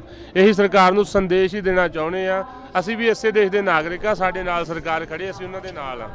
ਜੀ ਬਿਲਕੁਲ। ਇਹਨਾਂ ਦਾ ਕਹਿਣਾ ਹੈ ਕਿ ਅੱਜ ਤਾਂ ਸਿਰਫ ਮੈਂ ਭੁੱਖਾ ਬੈਠਾ ਹਾਂ, ਕਿਧਰੇ ਇੰਜ ਨਾ ਹੋਵੇ ਕਿ ਆਉਣ ਵਾਲੇ ਟਾਈਮ ਦੇ ਵਿੱਚ ਹਰ ਕਿਸਾਨ ਜਿਹੜਾ ਭੁੱਖ ਹੜਤਾਲ ਤੇ ਆ ਕੇ ਬੈਠ ਜਾਵੇ, ਸਾਰੇ ਭਾਰਤ ਵਾਸੀ ਕਿਤੇ ਭੁੱਖੇ ਨਾ ਮਰ ਜਾਣ। ਸੋ ਇਸ ਕਰਕੇ ਇਹਨਾਂ ਨੇ ਇਹ ਜਿਹੜੀ ਲਹਿਰ ਹੈ ਸ਼ੁਰੂ ਕੀਤੀ ਹੈ ਆਪਣੇ ਥਰੂ ਭੁੱਖ ਹੜਤਾਲ ਨੂੰ ਜਾਰੀ ਕਰਕੇ। ਤੁਹਾਡੇ ਨਾਲ ਹੋਰ ਕਿੰਨੇ ਲੋਕ ਸ਼ਾਮਿਲ ਨੇ? ਮੇਰੇ ਨਾਲ ਮੇਰੇ ਸਾਥੀ ਆਏ ਆ, ਪਰ ਭੁੱਖ ਹੜਤਾਲ ਦੇ ਉੱਪਰ ਮੈਂ ਇਕੱਲਾ ਹੀ ਬੈਠਾ ਵਾਂ ਜੀ। ਜੀ ਬਿਲਕੁਲ। ਕੀ ਉਹ ਭੁੱਖ ਹੜਤਾਲ ਨਹੀਂ ਕਰਨਗੇ? ਨਹੀਂ, ਪਤਾ ਕੀ ਆ, ਇੱਥੇ ਭਾਵੇਂ ਕੋਈ ਬੰਦਾ ਵਾ, ਭਾਵੇਂ ਕੋਈ ਝੰਡੇ 'ਚ ਡੰਡਾ ਪਾਈ ਫਿਰਦਾ ਵਾ, ਭਾਵੇਂ ਕੋਈ ਲੰਗਰ 'ਚ ਪ੍ਰਸ਼ਾਦਾ ਛਕੀ ਜਾਂਦਾ ਵਾ, ਭਾਵੇਂ ਕੋਈ ਤੁਰਿਆ ਜਾਂਦਾ, ਭਾਵੇਂ ਕੋਈ ਨਾਅਰੇ ਲਾਉਂਦਾ ਜਾਂਦਾ। ਹਰੇਕ ਦਾ ਮਕਸਦ ਇੱਕ ਆ, ਤਰੀਕਾ ਵੱਖੋ ਵੱਖਰਾ ਹੋ ਸਕਦਾ ਵਾ। ਜੀ ਬਿਲਕੁਲ। ਇਹਨਾਂ ਦਾ ਕਹਿਣਾ ਬਿਲਕੁਲ ਜਾਇਜ਼ ਹੈ ਕਿ ਹਰ ਕਿਸੇ ਦਾ ਪ੍ਰਦਰਸ਼ਨ ਕਰਨ ਦਾ ਤਰੀਕਾ ਵੱਖੋ ਵੱਖਰਾ ਹੈ, ਪਰ ਮੁਕਾਮ ਸਭ ਦਾ ਇੱਕ ਹੈ। ਇਹ ਚਾਹੁੰਦੇ ਨੇ, ਇਹ ਆਪਣੇ ਵੱਖਰੇ ਤਰੀਕੇ ਨਾਲ ਸਰਕਾਰ ਨੂੰ ਇਹਨਾਂ ਨੇ ਅਪੀਲ ਕੀਤੀ ਹੈ ਭੁੱਖ ਹੜਤਾਲ ਕਰਕੇ ਕਿ ਸਰਕਾਰ ਜਲਦੀ ਤੋਂ ਜਲਦੀ ਕੋਈ ਨਾ ਕੋਈ ਫੈਸਲਾ ਲਵੇ। ਕੀ ਸਰਕਾਰ ਵੇਟ ਕਰਦੀ ਹੈ ਕਿ ਹੋਰ ਜ਼ਿਆਦਾ ਇੱਥੇ ਸ਼ਹਾਦਤਾਂ ਹੋਣ? ਉਸ ਤੋਂ ਬਾਅਦ ਫੈਸਲਾ ਲਿਆ ਜਾਏਗਾ। ਬਾਕੀ ਪਤਾ ਕੀ ਹੈ, ਸਰਕਾਰ ਭਾਵੇਂ ਜਿੰਨਾ ਮਰਜ਼ੀ ਵੇਟ ਕਰਾ ਲਵੇ, ਅਸੀਂ ਵੇਟ ਕਰਨ ਨੂੰ ਤਿਆਰ ਆ, ਕਿਉਂਕਿ ਸਾਡਾ ਸ਼ਹਾਦਤਾਂ ਦਾ ਜਿਹੜਾ ਇਤਿਹਾਸ ਸਾਡਾ ਗਵਾਹ ਵਾ। ਦੇਖ ਲਓ ਜੀ, ਇਤਿਹਾਸ ਦੇ ਵਿੱਚ 2667 ਕਾਲੇ ਪਾਣੀਆਂ ਦੀਆਂ ਜੇਲ੍ਹਾਂ ਕੱਟਣ ਵਾਲੇ ਬੰਦੇ ਆ, ਉਹ 'ਚੋਂ 2147 ਪੰਜਾਬੀ ਸੀਗੇ, ਜਿਨ੍ਹਾਂ ਨੂੰ ਮੰਨ ਲਾ ਖੜੇ ਹੋਣ ਦੀ ਉਹ ਕੋਠੜੀ ਦੇ ਵਿੱਚ ਤਾੜਿਆ ਜਾਂਦਾ। ਇੱਥੇ ਪੂਰਾ ਬੰਦਾ ਖੜਾ ਵੀ ਨਹੀਂ ਹੋ ਸਕਦਾ। ਜੇ ਮੰਨ ਲਓ 126 ਸ਼ਹੀਦ ਹੋਏ ਆ, ਉਹਦੇ ਚੋਂ 93 ਪੰਜਾਬੀ ਆ। ਅੱਜ ਵੀ ਮੈਂ ਆਪਣੇ ਦੇਸ਼ ਦੀ ਖਾਤਰ, ਆਪਣੇ ਪੰਜਾਬੀਆਂ ਦੀ ਖਾਤਰ ਇੱਥੇ ਬੈਠਾ ਵਾਂ, ਕਿਉਂਕਿ ਦੇਖੋ ਸਰਕਾਰ ਵੀ ਸਾਡੀ ਆ। ਜੇ ਸਰਕਾਰ ਚੁਣੀ ਤਾਂ ਲੋਕਾਂ ਨੇ, ਜੇ ਚੜਾਉਣਾ ਜਾਣਦੇ ਆ ਲੋਕ ਤਾਂ ਲਾਉਣਾ ਵੀ ਜਾਣਦੇ ਆ। ਜੀ ਬਿਲਕੁਲ, ਡੈਮੋਕ੍ਰੇਸੀ ਦਾ ਇਹੋ ਫਾਇਦਾ ਹੁੰਦਾ ਹੈ, ਜੇ ਲੋਕ ਇੱਥੇ ਮਿਲ ਕੇ ਸਰਕਾਰ ਬਣਾ ਸਕਦੇ ਨੇ ਤੇ ਉਹਨਾਂ ਵਿੱਚ ਇੰਨੀ ਪਾਵਰ ਵੀ ਹੈਗੀ ਆ ਕਿ ਉਹ ਸਰਕਾਰ ਨੂੰ ਤੋੜ ਵੀ ਸਕਦੇ ਨੇ। ਤੁਹਾਡੀ ਏਜ ਕਿੰਨੀ ਹੈ? ਮੇਰੀ ਉਮਰ 26 ਸਾਲ ਹੈ ਜੀ। 26। ਤੁਸੀਂ ਮੈਰਿਡ ਹੋ ਕਿ ਅਨਮੈਰਿਡ? ਮੈਰਿਡ ਆ ਜੀ ਮੈਂ, ਬਾਕੀ MA ਕੀਤੀ ਹੋਈ ਆ ਪੋਲੀਟੀਕਲ। ਕਿਸ ਸਬਜੈਕਟ 'ਚ MA ਕੀਤੀ ਤੁਸੀਂ? ਪੋਲੀਟੀਕਲ ਦੀ। ਜੀ ਬਿਲਕੁਲ, ਤੁਸੀਂ ਦੇਖ ਸਕਦੇ ਹੋ he has done master of political science, ਤੇ ਉਸ ਦੇ ਬਾਵਜੂਦ ਵੀ 26 ਸਾਲ ਦੇ ਨੌਜਵਾਨ ਇਹ ਐਗਜ਼ਾਮਪਲ ਨੂੰ ਸਿੱਧ ਕਰਦੇ ਨੇ ਕਿ ਸਿਰਫ ਪੰਜਾਬ ਦੇ ਵਿੱਚ ਨਸ਼ੇੜੀ ਹੀ ਯੂਥ ਨਹੀਂ ਹੈ, ਨਸ਼ੇੜੀਆਂ ਨੂੰ ਛੱਡ ਕੇ ਇਹ 26 ਸਾਲ ਦੀ ਉਮਰ ਦੇ ਵਿੱਚ ਇਸ ਪ੍ਰੋਟੈਸਟ ਦਾ ਜਿਹੜਾ ਹਿੱਸਾ ਬਣੇ ਨੇ, ਆ ਕੇ ਮੈਰਿਡ ਨੇ। ਇਹਨਾਂ ਨੂੰ ਤੁਹਾਨੂੰ ਆਪਣੇ ਪਰਿਵਾਰ ਦਾ ਪਿੱਛੇ ਦਾ ਕੋਈ ਫਿਕਰ ਨਹੀਂ ਕਿ ਜੇਕਰ ਭੁੱਖ ਹੜਤਾਲ ਵਿੱਚ ਤੁਹਾਨੂੰ ਇੱਥੇ ਕੁਝ ਹੋ ਗਿਆ ਤੇ ਪਿੱਛੇ ਤੁਹਾਡੇ ਪਰਿਵਾਰ ਨੂੰ ਕੌਣ ਦੇਖੇਗਾ? ਪਤਾ ਕੀ, ਇੱਥੇ ਇਕੱਲੇ ਮੇਰੇ ਪਰਿਵਾਰ ਦੀ ਗੱਲ ਨਹੀਂ ਗੀ। ਇੱਥੇ ਦੇਖੋ ਵੀ ਮੈਂ ਤਾਂ 26 ਸਾਲ ਦਾ ਵਾਂ, ਪਰ 80 85 ਸਾਲ ਜਿਹੜੇ ਬਜ਼ੁਰਗ ਇੱਥੇ ਫਿਰਦੇ ਆ, ਬੀਬੀਆਂ ਫਿਰਦੀਆਂ ਵਾ, ਉਹਨਾਂ ਦੀਆਂ ਤਾਂ ਵੀ ਫੈਮਲੀਆਂ ਹੈਗੀਆਂ ਹੀ ਆ। ਬਾਕੀ ਮੇਰਾ ਪਰਿਵਾਰ ਮੇਰੇ ਨਾਲ, ਉਹ ਗੁੱਡਵਿਲ ਕਰਦਾ ਪਿਆ ਵੀ ਕੋਈ ਨਹੀਂ, ਵਾਹਿਗੁਰੂ ਤੇਰੇ ਨਾਲ ਆ, ਵਾਹਿਗੁਰੂ ਮੇਰੇ ਨਾਲ ਹੈਗਾ ਵਾ, ਹਨਾ ਜੀ। ਬਾਕੀ ਕੋਈ ਦਿੱਕਤ ਵਾਲੀ ਗੱਲ ਨਹੀਂ ਗੀ, ਸਾਰਾ ਕੁਝ ਸਹੀ ਆ ਜੋ ਵੀ ਹਾਲੇ ਤੱਕ। ਬਾਕੀ ਰੱਬ ਜਿੰਨਾ ਚਿਰ ਸਾਥ ਦੇਊਗਾ ਉਹਨਾਂ ਚਿਰ ਡਟੇ ਰਵਾਂਗੇ, ਬਾਕੀ ਵਾਹਿਗੁਰੂ ਜਾਣਦਾ ਵਾ। ਤੁਹਾਡੀ ਇਹ ਹੰਗਰ ਸਟ੍ਰਾਈਕ, ਭੁੱਖ ਹੜਤਾਲ ਕਿੰਨੇ ਟਾਈਮ ਤੱਕ ਜਾਰੀ ਰਹੇਗੀ? ਜਾਰੀ ਜਿਸ ਤੱਕ ਇਹ ਸੋਚਿਆ ਤਾਂ ਇਹ ਆ ਵੀ ਚੱਲ ਰੱਬ ਕਰਕੇ ਕਾਲੇ ਕਾਨੂੰਨ ਰੱਦ ਹੋ ਹੀ ਜਾਣ, ਪਰ ਇੱਕ ਤਾਂ ਸਰਕਾਰ ਕਹਿ ਰਹੀ ਵੀ ਸੋਧਾ ਕਰਵਾ ਲਓ, ਪਰ ਇਹਦੇ 'ਚ ਦੋ ਮਕਸਦ ਆ, ਇੱਕ ਤਾਂ ਸੋਧਾ ਕਰਾਉਣ ਦਾ ਤੇ ਇੱਕ ਸੋਧਾ ਲਾਉਣ ਦਾ। ਇਹ ਸਰਕਾਰ ਜਿੱਦਾਂ ਦਾ ਵੀ ਚਾਹੂਗੀ ਉੱਦਾਂ ਦਾ ਜਿਹੜਾ ਬਿਹੇਵੀਅਰ ਆ ਹੋ ਜਾਊਗਾ ਉਹਨਾਂ ਦੇ ਨਾਲ ਨਾ। ਸਰਕਾਰ ਸਾਡੇ ਨਾਲ ਚੰਗਾ ਬਿਹੇਵੀਅਰ ਕਰੇ ਤਾਂ ਸਾਡੇ ਵੱਲੋਂ ਚੰਗਾ ਹੀ ਰਿਸਪੌਂਸ ਆਊਗਾ, ਹੈ ਨਾ ਜੀ। ਤੇ ਅੱਜ ਸਰਕਾਰ, ਅਸੀਂ ਤਾਂ ਆਪ ਕਹਿੰਦੇ ਅਸੀਂ ਇਸੇ ਦੇਸ਼ ਦੇ ਨਾਗਰਿਕ, ਅਸੀਂ ਕੋਈ ਅੱਤਵਾਦੀ ਥੋੜੀ ਨਾ ਹੈਗੇ ਆ, ਅਸੀਂ ਇਸੇ ਦੇਸ਼ ਦੇ ਨਾਗਰਿਕ ਹਾਂ। ਸਰਕਾਰ ਨੂੰ ਚਾਹੀਦਾ ਸੀ ਕਿਤੇ ਬਾਹਰੋਂ ਨਹੀਂ ਆਏਗੇ, ਸਰਕਾਰ ਸਾਡਾ ਸਾਥ ਦੇਵੇ। ਅਸੀਂ ਸਰਕਾਰ ਦੇ ਨਾਲ ਅੱਜ ਵੀ ਖੜੇ ਹਾਂ, ਕਿਉਂਕਿ ਸਰਕਾਰ ਬਣਾਈ ਵੀ ਤਾਂ ਅਸੀਂ ਹਾਂ। ਸਰਕਾਰ ਨੇ ਤਾਂ ਜਿਵੇਂ ਸੁਨੇਹਾ ਵੀ ਭੇਜਿਆ ਹੈ ਕਿ ਉਹ ਸ਼ੋਧ ਕਰਨ ਲਈ ਤਿਆਰ ਹੈ ਜੋ ਵੀ ਕਿਸਾਨ ਚਾਹੁੰਦੇ ਨੇ, ਪਰ ਇਹ ਕਾਨੂੰਨ ਵਾਪਸ ਨਹੀਂ ਹੋਏਗਾ। ਫਿਰ ਤੁਹਾਡਾ ਕੀ ਕਹਿਣਾ ਇਸ ਬਾਰੇ ਵਿੱਚ? ਮੈਂ ਤੁਹਾਨੂੰ ਉਹੀ ਦੱਸੀ ਨਾ ਵੀ ਅੱਜ ਮੈਂ ਭੁੱਖ ਹੜਤਾਲ ਤੇ ਬੈਠਾ। ਕੋਈ ਵੀ ਬੰਦਾ ਵਾ, ਢੰਗ ਵੱਖੋ ਵੱਖਰਾ ਹੋ ਸਕਦਾ, ਤਰੀਕਾ ਵੱਖੋ ਵੱਖਰਾ ਹੋ ਸਕਦਾ ਪ੍ਰਦਰਸ਼ਨ ਕਰਨ ਦਾ, ਪਰ ਜੇ ਸਰਕਾਰ ਸੋਧਾਂ ਕਰਾਉਣ ਦੇ ਮਸਲੇ 'ਚ ਆ ਤਾਂ ਸੋਧਾ ਜੇ ਨਹੀਂ ਗਿਆ, ਜੇ ਰੱਦ ਨਹੀਂ ਕਰਦੀ, ਸੋਧਾ ਹੀ ਕਰਵਾਉਂਦੀ ਆ ਤਾਂ ਸੋਧਾ ਲੱਗ ਵੀ ਸਕਦਾ ਵਾ। ਕਹਿਣ ਦੀ ਗੱਲ, ਮੰਨ ਲਓ ਤੁਸੀਂ ਸਿੰਘਾਂ ਦਾ ਸੋਧਾ ਸੁਣਿਆ ਹੋਊਗਾ ਨਾ, ਭਾਵੇਂ ਕੋਈ ਬੰਦਾ ਮੋਨਾ ਵਾ, ਭਾਵੇਂ ਗਿਆਨੀ ਆ, ਕੀ ਮੋਨਾ ਕੀ ਗਿਆਨੀ, ਫੈਨ ਜਰਨੈਲ ਸਿੰਘ ਦਾ ਹੀ, ਸੰਤਾਂ ਦੇ ਫੈਨ ਆ। ਵਾਹਿਗੁਰੂ ਕਿਰਪਾ ਕਰੇ ਵੀ ਸਰਕਾਰ ਸਾਡੇ ਨਾਲ ਹੀ ਖੜੇ, ਅਸੀਂ ਉਸ ਰਵੱਈਏ ਤੇ ਆਉਣਾ ਨਹੀਂ ਚਾਹੁੰਦੇਗੇ। ਬਾਕੀ ਵਾਹਿਗੁਰੂ ਚੰਗਾ ਹੀ ਕਰੂਗਾ, ਜੋ ਕਰੂਗਾ ਸਰਕਾਰ ਸਾਡੇ ਨਾਲ ਆ ਭੈਣ ਜੀ। ਬਿਲਕੁਲ, ਇਹਨਾਂ ਦਾ ਕਹਿਣਾ ਹੈ ਕਿ ਜਦੋਂ ਤੱਕ ਕਾਨੂੰਨ ਰੱਦ ਨਹੀਂ ਹੋਏਗਾ ਉਦੋਂ ਤੱਕ ਇਹਨਾਂ ਦੀ ਭੁੱਖ ਹੜਤਾਲ ਹੈ ਐਵੇਂ ਹੀ ਜਾਰੀ ਰਹੇਗੀ। ਤੇ ਮੇਰਾ ਸਵਾਲ ਤੁਹਾਨੂੰ ਆਖਰੀ ਇਹ ਵੀ ਆ, ਜਿਵੇਂ ਤੁਸੀਂ ਆਪਣੇ ਹੱਕਾਂ ਦੇ ਲਈ ਜੰਗ ਲੜ ਰਹੇ ਹੋ, ਠੀਕ ਹੈ, ਇਹ ਹੱਕ ਦੇ ਲਈ ਲੜਨਾ ਕੀ ਫਿਰ ਖਾਲਿਸਤਾਨੀ ਕਹਾਉਣਾ ਜਾਂ ਟੈਰਰਿਸਟ ਕਹਾਉਣਾ, ਇਸ ਦੇ ਬਾਰੇ ਵਿੱਚ ਕੀ ਵਿਚਾਰ ਹੈ ਤੁਹਾਡਾ? ਦੇਖੋ, ਜਿਹੜਾ ਖਾਲਿਸਤਾਨ ਆ, ਅੱਜ ਜੇ ਮੰਨ ਕੇ ਚੱਲੋ ਕੋਈ ਬੰਦਾ ਆਪਦੇ ਹੱਕ ਮੰਗਦਾ ਵਾ, ਉਹਨੂੰ ਖਾਲਿਸਤਾਨੀ ਸਾਬਤ ਕਰ ਦਿੱਤਾ ਜਾਂਦਾ ਨਾ। ਅੱਜ ਦੇਖ ਲਓ, ਜੇ ਪੰਜਾਬ ਥੋੜਾ ਬਹੁਤਾ ਆਪਦੇ ਪੈਰਾਂ ਸਿਰ ਹੋਇਆ ਵਾ ਤਾਂ ਸਾਡੇ NRI ਭਰਾਵਾਂ ਕਰਕੇ ਹੋਇਆ। ਸਾਡੇ ਯਾਰ ਮੁੰਡੇ ਉਧਰ 18 ਘੰਟੇ ਮਿਹਨਤਾਂ ਕਰਦੇ ਆ ਨਾ, ਸੌਂਦੇ ਘੱਟ ਆ, ਜਾਗਦੇ ਜ਼ਿਆਦਾ, ਕੰਮ ਕਰਦੇ ਆ, ਠੀਕ ਆ। ਤੇ ਪਹਿਲੀ ਤਾਂ ਗੱਲ, ਜੇ ਸਰਕਾਰ ਇੱਥੇ ਚੰਗੀ ਹੁੰਦੀ ਤਾਂ ਸਾਡੇ ਉਹ ਭਰਾ ਇੱਥੇ ਹੀ ਮਿਹਨਤ ਕਰ ਲੈ, ਇੱਥੇ ਆਪਦੇ ਨੂੰ ਵੈਲ ਸੈਟਡ ਕਰਦੇ ਆ ਨਾ। ਪਰ ਜਿਹੜੀ ਸਰਕਾਰਾਂ ਮਾੜੀਆਂ ਹੋਣ ਕਰਕੇ ਅੱਜ ਸਾਡੇ ਭਰਾ ਜੇ ਆਪਦਾ ਘਰ ਛੱਡ ਕੇ, ਬਾਹਰ ਛੱਡ ਕੇ ਮਿਹਨਤਾਂ ਕਰਦੇ ਆ, ਇਹਨਾਂ ਨੂੰ ਉਹ ਵੀ ਦੁਖਦੇ ਆ। ਇਹਨਾਂ ਨੂੰ ਖਾਲਿਸਤਾਨੀ, ਕਿਸੇ ਨੂੰ ਗੁਰੂਵਾਦੀ ਕਹਿ ਕੇ ਮੰਨ ਲਾ ਨਾ ਵੀ ਸੰਬੋਧਨ ਕਰਦੇ ਆ ਵੀ ਇਹ ਤਾਂ ਬੰਦੇ ਦੇਸ਼ ਦੀ ਅਖੰਡਤਾ ਵਾਸਤੇ, ਦੇਸ਼ ਦੀ ਇਕਜੁੱਟਤਾ ਵਾਸਤੇ ਖਤਰਾ। ਪਰ ਇਹ ਸਰਕਾਰ ਨੂੰ ਸਮਝ ਲੈਣਾ ਚਾਹੀਦਾ, ਉਹ ਸਾਡੇ ਭਰਾ ਵਾ, ਸਾਡੇ ਯਾਰ ਆਪਦੇ ਧੀਆਂ ਪੁੱਤ ਆ, ਉਹ ਕੋਈ ਦੇਸ਼ ਦੀ ਅਖੰਡਤਾ ਵਾਸਤੇ ਥੋੜੀ ਨਾ ਗਏ ਹੋਏ ਆ। ਜੋ ਥੋੜਾ ਬਹੁਤਾ ਸਮਰਥਨ ਭੇਜਦੇ ਵੀ ਆ, ਖਾਲਿਸਤਾਨ ਦਾ ਮੁੱਦਾ ਇੱਕ ਅਲੱਗ ਚੀਜ਼ ਆ, ਪਰ ਕਹਿਣ ਦੀ ਗੱਲ, ਜੋ ਸਟਰਗਲ ਕਰਕੇ ਮਿਹਨਤ ਕਰਦੇ ਇੱਥੇ ਆਪਦਾ ਦਸਵੰਧ ਕੱਢਦੇ ਆ, ਉਹ ਇੱਕ ਅਲੱਗ ਚੀਜ਼ ਆ। ਸਰਕਾਰ ਨੂੰ ਸਮਝਣਾ ਚਾਹੀਦਾ ਵੀ ਸਾਰੇ ਤੁਹਾਡੇ ਨਾਲ ਹੀ ਆ, ਤੁਹਾਨੂੰ ਅਸੀਂ ਚੁਣਿਆ ਵਾ। ਜੇ ਮੰਨ ਲਾ ਵੋਟਾਂ ਆਈਆਂ, ਸਰਕਾਰ ਚੁਣੀ ਆ, ਉਹਦੇ ਵਿੱਚ ਸਾਡੇ NRI ਭਰਾਵਾਂ ਦਾ ਵੀ ਬਹੁਤ ਯੋਗਦਾਨ ਹੁੰਦਾ। ਸਰਕਾਰ ਸਾਡੇ ਨਾਲ ਖੜੀ, ਅਸੀਂ ਉਹਨਾਂ ਦੇ ਨਾਲ ਆ, ਸਾਨੂੰ ਹੋਰ ਕੁਝ ਨਹੀਂ ਚਾਹੀਦਾ। ਜੀ ਬਿਲਕੁਲ, ਜਿਵੇਂ ਇਹਨਾਂ ਦਾ ਕਹਿਣਾ ਹੈ ਕਿ ਸਰਕਾਰ ਨੂੰ ਇਹਨਾਂ ਨੇ ਹੀ ਚੁਣਿਆ, ਸੋ ਜਿਵੇਂ ਅਗਰ ਬਾੜ ਹੀ ਖੇਤ ਨੂੰ ਖਾਣਾ ਸ਼ੁਰੂ ਕਰ ਦਵੇ ਫਿਰ ਰਾਖੀ ਕੌਣ ਕਰੇਗਾ। ਸੋ ਇਹਨਾਂ ਦਾ ਕਹਿਣਾ ਹੈ ਕਿ ਸਰਕਾਰ ਜਿਹੜੇ ਆ ਆਪਣੇ ਕਾਲੇ ਕਾਨੂੰਨ ਨੂੰ ਰੱਦ ਕਰੇ ਤਾਂ ਜੋ ਇਹੋ ਜਿਹੇ ਨੌਜਵਾਨ, ਇੰਨਾ ਅਸੀਂ ਸ਼ੁਕਰ ਮਨਾਉਂਦੇ ਆ। ਮੈਂ ਹਲਚਲ ਟੀਵੀ ਕੈਨੇਡਾ ਦੇ ਥਰੂ ਮੈਸੇਜ ਦੇਣਾ ਚਾਹੁੰਦੀ ਹਾਂ ਹਰ ਯੂਥ ਨੂੰ, ਜਿਹੜੇ ਵੀ ਨਸ਼ਿਆਂ ਦੀ ਦਲਦਲ ਵਿੱਚ ਖੁੱਬੇ ਬੈਠੇ ਨੇ, ਕਿ ਉਹ ਗੰਦੇ ਰਾਵਾਂ ਨੂੰ ਛੱਡ ਕੇ ਐਵੇਂ ਦੇ ਨੌਜਵਾਨ ਦੀ ਤਰ੍ਹਾਂ ਇੱਕ ਐਗਜ਼ਾਮਪਲ ਸੈੱਟ ਕਰਨ ਕਿ ਇਹ ਸਿਰਫ ਆਪਣੇ ਪਰਿਵਾਰ ਲਈ ਹੀ ਨਹੀਂ ਸੋਚ ਰਹੇ, ਸਿਰਫ ਆਪਣੇ ਲਈ ਹੀ ਭੁੱਖ ਹੜਤਾਲ ਨਹੀਂ ਕੀਤੀ। ਇਹਨਾਂ ਦਾ ਕਹਿਣਾ ਹੈ ਕਿ ਅੱਜ ਸਿਰਫ ਮੈਂ ਭੁੱਖਾ, ਜੇਕਰ ਮੇਰੇ ਭੁੱਖੇ ਰਹਿਣਾ ਪੂਰੇ ਭਾਰਤ ਵਾਸੀਆਂ ਦਾ ਭਲਾ ਹੁੰਦਾ ਤਾਂ ਮੇਰੀ ਭੁੱਖ ਹੜਤਾਲ ਜਿਹੜੀ ਹੈ ਐਵੇਂ ਹੀ ਜਾਰੀ ਰਹੇਗੀ। ਹਾਂਜੀ ਨਾਲੇ ਮੈਡਮ ਪਤਾ ਕੀ ਹੈ, ਰਾਜਾ ਤਾਂ ਹੁੰਦਾ ਵਾ ਜਿੱਥੇ ਪਰਜਾ ਵਾ। ਹੁਣ ਜੇ ਪਰਜਾ ਨੂੰ ਆਪਾਂ ਇੱਕੇ ਵਾਰੀ ਖਾ ਲਈਏ, ਉਹ ਸਿਆਣੇ ਕਹਿੰਦੇ ਕੁਕੜੀ ਆਂਡੇ ਦਿੰਦੀ ਹੈ ਨਾ, ਉਹ ਬੰਦਾ ਆਂਡਾ ਖਾਂਦਾ ਕੁਕੜੀ ਖਾ ਜੇ, ਬਾਅਦ ਵਿੱਚ ਉਹ ਆਂਡਾ ਵੀ ਨਹੀਂ ਆਉਂਦਾ ਤੇ ਕੁਕੜੀ ਵੀ ਨਹੀਂ ਰਹਿੰਦੀਗੀ। ਤੇ ਸਰਕਾਰ ਦਾ ਵੀ ਜਿਹੜਾ ਹਾਲ ਇਦਾਂ ਦੇ ਹੋਇਆ ਪਿਆ ਵਾ। ਜੇ ਰਾਜਾ ਕੋਈ ਬਣਿਆ ਨਾ, ਜੇ ਥੱਲੇ ਪਰਜਾ ਹੈਗੀ ਆ ਫੇਰ ਹੀ ਰਾਜਾ ਵਾ, ਜੇ ਪਰਦੇ ਹੈ ਨਹੀਂ ਫਿਰ ਰਾਜਾ ਕਾਹਦਾ। ਅੱਜ ਹੁਣ ਰਾਜਾ ਕਾਹਦਾ ਸੋਚੀਏ ਤਾਂ ਸਾਰੀ ਜਨਤਾ ਤਾਂ ਸੜਕਾਂ ਤੇ ਆਈ ਵੀ ਹੈ। ਜੀ ਬਿਲਕੁਲ, ਕਦੇ ਮਹਾਰਾਜਾ ਰਣਜੀਤ ਸਿੰਘ ਦਾ ਟਾਈਮ ਹੁੰਦਾ ਸੀ ਜਿਹੜੇ ਰਾਤ ਨੂੰ ਦੌਰਾ ਕਰਦੇ ਹੁੰਦੇ ਸੀ ਕਿ ਉਹਨਾਂ ਦੀ ਪ੍ਰਜਾ ਦੇ ਵਿੱਚ ਕੋਈ ਭੁੱਖਾ ਪਿਆਸਾ ਤਾਂ ਨਹੀਂ ਬੈਠਾ, ਪਰ ਅੱਜ ਇਹ ਨੌਜਵਾਨ ਕਿੰਨੇ ਟਾਈਮ ਤੋਂ ਬੈਠੇ ਨੇ ਪ੍ਰਦਰਸ਼ਨ ਦੇ ਉੱਤੇ। ਮੋਦੀ ਸਰਕਾਰ ਹੈ ਜਿਹੜੀ ਉਹ ਬਿਲਕੁਲ ਵੀ ਇਸ ਦੇ ਹਿੱਤ ਵਿੱਚ ਨਹੀਂ ਹੈ। ਉਹ ਅੰਬਾਨੀ ਦੇ ਘਰ ਪੋਤਾ ਹੋਇਆ ਉੱਥੇ ਖਬਰ ਲੈਣ ਪਹੁੰਚ ਗਏ, ਪਰ ਇੱਥੇ ਜਿਹੜੇ ਨੌਜਵਾਨ ਭੁੱਖ ਹੜਤਾਲ ਤੇ ਬੈਠੇ ਨੇ, ਨੌਜਵਾਨ ਕਿਹਾ ਜਾਂਦਾ ਹੈ ਕਿ ਉਹ ਸਰਕਾਰ ਦਾ, ਆਪਣੀ ਮੌਜੂਦਾ ਸਰਕਾਰ ਦਾ, ਆਪਣੇ ਇੱਕ ਮੁਲਕ ਦਾ ਇੱਕ ਫਿਊਚਰ ਹੁੰਦਾ ਹੈ। ਜੇ ਉਹ ਫਿਊਚਰ ਹੀ ਐਵੇਂ ਭੁੱਖੇ ਮਰ ਕੇ ਮਰ ਜਾਣਗੇ ਫਿਰ ਇਸ ਮੁਲਕ ਨੂੰ ਕੌਣ ਸੰਭਾਲੇਗਾ। ਹਾਂਜੀ ਮਹਾਰਾਜਾ ਰਣਜੀਤ ਸਿੰਘ ਦਾ ਮਤਲਬ ਅੱਖੋਂ ਵੇਖਣਾ ਕਾਣਾ ਸੀ ਪਰ ਉਹਦੇ ਨੀਂਦ ਨਹੀਂ ਸੀ ਕਾਣੀ। ਅੱਜ ਕੱਲ੍ਹ ਇਹਨਾਂ ਦੀਆਂ ਮਤਲਬ 2 ਅੱਖਾਂ ਵਾ ਮਗਰ ਇਹ ਮਤਲਬ ਇਹਦੇ ਅੰਦਰੋਂ ਇਹਨਾਂ ਦੀ ਬਹੁਤ ਨੀਂਦ ਕਾਣੀ ਆ। ਸਾਡੇ ਦੇਸ਼ ਨੂੰ ਹਿਮਾਚਲ ਨੂੰ, ਪੰਜਾਬ ਨੂੰ ਇਹਨਾਂ ਨੂੰ ਖਾਂਦਿਆਂ 70 ਸਾਲ ਹੋ ਗਏ ਆ। ਜਿੱਦਾਂ ਗੱਲ ਉਹੀ ਹੋ ਗਈ ਵੀ ਆਂਡਾ ਖਾਂਦੇ ਰਹੇ, ਲੂਣ ਨਾਲ ਲਾ ਆਂਡਾ ਖਾਂਦੇ ਰਹੇ। ਅੱਜ ਇਹਨਾਂ ਦੀ ਇੰਨੀ ਭੁੱਖ ਵੱਧ ਚੁੱਕੀ ਆਂਦੇ ਕੁਕੜੀ ਖਾ ਜਾਈਏ। ਦੂਜੀ ਗੱਲ ਇਹਨਾਂ ਨੂੰ ਇਹ ਵੀ ਇਹਨਾਂ ਨੂੰ ਸਾਡੇ ਪਿਛਲੇ ਇਤਿਹਾਸਾਂ ਬਾਰੇ ਪਤਾ ਵਾ। ਬਾਬਾ ਬਘੇਲ ਸਿੰਘ ਜੀ, ਜੱਸਾ ਸਿੰਘ ਰਾਮਗੜ੍ਹ, ਜੱਸਾ ਸਿੰਘ ਆਹਲੂਵਾਲੀਆ, ਸਾਡੇ ਹਰਿਮੰਦਰ ਸਾਹਿਬ ਦਰਬਾਰ ਸਾਹਿਬ ਜਾ ਕੇ ਅੱਜ ਵੀ ਸਾਬਤ ਆ ਤੇ ਉਹਨਾਂ ਦਾ ਜਿਹੜਾ ਤਖਤ ਪੁੱਟ ਕੇ ਸਿੰਘਾਂ ਦੇ ਲਿਆਂਦਾ ਵਾ। ਅੱਜ ਅਸੀਂ ਇਹਦੇ ਵੀ ਸ਼ਾਂਤਮਈ ਧਰਨਾ ਦੇ ਰਹੇ ਆ। ਜੇ ਸਾਨੂੰ ਇਨਸਾਫ ਨਾ ਮਿਲਿਆ ਤਾਂ ਫਿਰ ਮੋਦੀ ਜਾਣਦੇ ਵੀ ਅਸੀਂ ਕੀ ਕਰ ਸਕਦੇ ਆ। ਵਾਹਿਗੁਰੂ ਜੀ ਕਾ ਖਾਲਸਾ, ਵਾਹਿਗੁਰੂ ਜੀ ਕੀ ਫਤਿਹ। ਕਿਸਾਨ ਮਜ਼ਦੂਰ ਏਕਤਾ, ਕਿਸਾਨ ਮਜ਼ਦੂਰ ਏਕਤਾ ਜਿੰਦਾਬਾਦ। ਜੀ ਮੇਰੀ ਸਰਕਾਰ ਨੂੰ ਹਲਚਲ ਟੀਵੀ ਕੈਨੇਡਾ ਦੇ ਥਰੂ ਅਪੀਲ ਹੈ ਕਿ ਸਰਕਾਰ ਜਲਦੀ ਤੋਂ ਜਲਦੀ ਕੋਈ ਫੈਸਲਾ ਲਵੇ ਤਾਂ ਜੋ ਇਹੋ ਜਿਹੇ ਨੌਜਵਾਨ ਜਿਹੜੇ ਕਿ ਦੂਸਰੇ ਨੌਜਵਾਨਾਂ ਦੇ ਲਈ ਵੀ ਇੱਕ ਵਧੀਆ ਐਗਜ਼ਾਮਪਲ ਹੋ ਕੇ ਸੈੱਟ ਹੋ ਸਕਣ, ਨਾ ਕਿ ਐਵੇਂ ਭੁੱਖ ਹੜਤਾਲ ਕਰਕੇ ਆਪਣੀ ਜਾਨ ਗਵਾ ਬੈਠੇ। ਹਾਂਜੀ ਤੁਸੀਂ ਦੇਖ ਸਕਦੇ ਹੋ ਕਿ ਕੁੰਡਲੀ ਬਾਰਡਰ ਦੇ ਨੇੜੇ ਬਿਲਕੁਲ ਜਿੱਥੇ ਸਟੇਜ ਲੱਗਾ ਹੋਇਆ ਉੱਥੇ ਲੰਗਰ ਕੰਟੀਨਿਊ ਚੱਲ ਰਿਹਾ। ਕਿਸਾਨ ਜਿਹੜੇ ਹੈਗੇ ਆ ਇੱਥੇ ਰੋਸ ਪ੍ਰਦਰਸ਼ਨ ਕਰ ਰਹੇ ਨੇ, ਉਹਨਾਂ ਨੂੰ ਕਿਸੇ ਵੀ ਕਿਸਮ ਦੀ ਕੋਈ ਵੀ ਘਾਟ ਨਹੀਂ ਹੈ। ਉਹ ਲਗਾਤਾਰ ਜਿਹੜਾ ਹੈ ਪ੍ਰਦਰਸ਼ਨ ਦੇ ਵਿੱਚ ਆਪਣਾ ਹਿੱਸਾ ਪਾ ਰਹੇ ਨੇ। ਉਹਨਾਂ ਦਾ ਕਹਿਣਾ ਹੈ ਕਿ ਸਰਕਾਰ ਜਦੋਂ ਮਰਜ਼ੀ ਇਹ ਫੈਸਲਾ ਦੇਵੇ ਉਹ ਇਸ ਅੰਦੋਲਨ ਨੂੰ ਛੱਡ ਕੇ ਨਹੀਂ ਜਾਣਗੇ। ਆਓ ਅਸੀਂ ਗੱਲਬਾਤ ਕਰਦੇ ਹਾਂ ਇੱਥੋਂ ਦੇ ਪ੍ਰਬੰਧਕ ਦੇ ਨਾਲ ਜਿਨ੍ਹਾਂ ਨੇ ਇੱਥੇ ਲੰਗਰ ਲਗਾਏ ਹੋਏ ਨੇ ਕਿਸਾਨਾਂ ਦੇ ਲਈ, ਤਾਂ ਜੋ ਉਹਨਾਂ ਨੂੰ ਕੋਈ ਪ੍ਰੋਬਲਮ ਨਾ ਆਵੇ। ਹਾਂਜੀ ਸਤਿ ਸ਼੍ਰੀ ਅਕਾਲ ਜੀ। ਸਤਿ ਸ਼੍ਰੀ ਅਕਾਲ। ਕੀ ਨਾਮ ਹੈ ਤੁਹਾਡਾ? ਸੁਖਵਿੰਦਰ। ਕਿੱਥੋਂ ਆਏ ਤੁਸੀਂ? ਅਸੀਂ ਹੁਸ਼ਿਆਰਪੁਰ ਚੱਬੇਵਾਲ। ਓਕੇ, ਤੁਸੀਂ ਇੱਥੋਂ ਦੇ ਪ੍ਰਬੰਧਕ ਹੋ, ਲੰਗਰ ਲਗਾਇਆ ਹੋਇਆ ਤੁਸੀਂ ਇੱਥੇ ਸਾਰੇ ਨੇ? ਸਾਰੇ ਪ੍ਰਬੰਧਕ ਨੇ ਤੁਸੀਂ? ਕਿੰਨੇ ਟਾਈਮ ਤੋਂ ਲੰਗਰ ਲਗਾਇਆ ਹੋਇਆ ਤੁਸੀਂ ਇੱਥੇ? ਲੰਗਰ ਤਾਂ ਸਾਡਾ ਜੀ ਸ਼ੁਰੂ ਤੋਂ ਲੱਗਾ ਹੋਇਆ ਹੈ 28 ਤਰੀਕ ਤੋਂ। ਕਿੰਨੇ ਟਾਈਮ ਤੱਕ ਹੋਰ ਇਹ ਲੰਗਰ ਲੱਗੇਗਾ? ਜਦੋਂ ਤੱਕ ਮੋਦੀ ਸਾਡੀ ਸੁਣਦਾ ਨਹੀਂ, ਮੋਦੀ ਸਰਕਾਰ ਸਾਡੀ ਸੁਣ ਨਹੀਂ ਰਹੀ, ਉਦੋਂ ਤੱਕ ਅਸੀਂ ਇੱਦਾਂ ਚੱਲਦੇ ਰਵਾਂਗੇ, ਲੰਗਰ ਚੱਲਦਾ ਰਹੇਗਾ। ਜੀ ਬਿਲਕੁਲ, ਇਹਨਾਂ ਦਾ ਕਹਿਣਾ ਹੈ ਕਿ ਕਿਸਾਨ ਆ ਜੋ ਪੂਰੀ ਦੁਨੀਆ ਨੂੰ ਅੰਨ ਦੇ ਰਿਹਾ, ਇੱਥੇ ਤਾਂ ਅਸੀਂ ਖੁਦ ਬੈਠੇ ਹੋਏ ਆ, ਇੱਦਾਂ ਦੀ ਤਾਂ ਕੋਈ ਗੱਲ ਨਹੀਂ। ਜੀ ਬਿਲਕੁਲ, ਇਹਨਾਂ ਦਾ ਕਹਿਣਾ ਹੈ ਕਿ ਇਹ ਲੰਗਰ ਉਸ ਵੇਲੇ ਤੱਕ ਚੱਲੇਗਾ ਜਦੋਂ ਤੱਕ ਮੋਦੀ ਸਰਕਾਰ ਆਪਣੇ ਕਾਲੇ ਕਾਨੂੰਨਾਂ ਨੂੰ ਰੱਦ ਨਹੀਂ ਕਰ ਦਿੰਦੀ ਹੈ।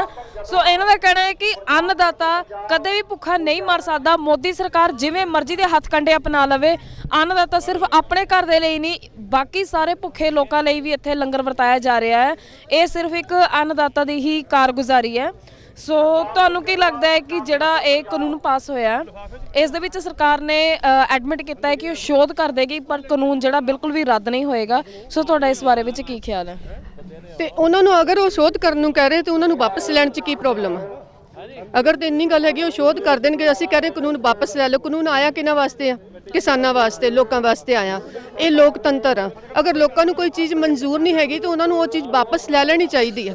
ਜਦ ਸਾਨੂੰ ਇਹ ਚੀਜ਼ ਮਨਜ਼ੂਰ ਹੀ ਨਹੀਂ, ਇਹ ਗਿਫਟ ਅਗਰ ਸਾਡੇ ਲਈ ਹੁੰਦੇ, ਸਾਨੂੰ ਨਾ ਮਨਜ਼ੂਰ ਹੁੰਦੇ ਤਾਂ ਕੋਈ ਦਿੱਕਤ ਨਹੀਂ ਸੀ, ਉਹਨੇ ਵਾਪਸ ਲੈ ਲੈਣੇ ਸੀ। ਇਹ ਗਿਫਟ ਤੇ ਹੈਗੇ ਆ ਪੂੰਜੀਪਤੀਆਂ ਵਾਸਤੇ, ਇਸ ਕਰਕੇ ਉਹ ਵਾਪਸ ਨਹੀਂ ਲੈ ਜਾ ਰਹੇ।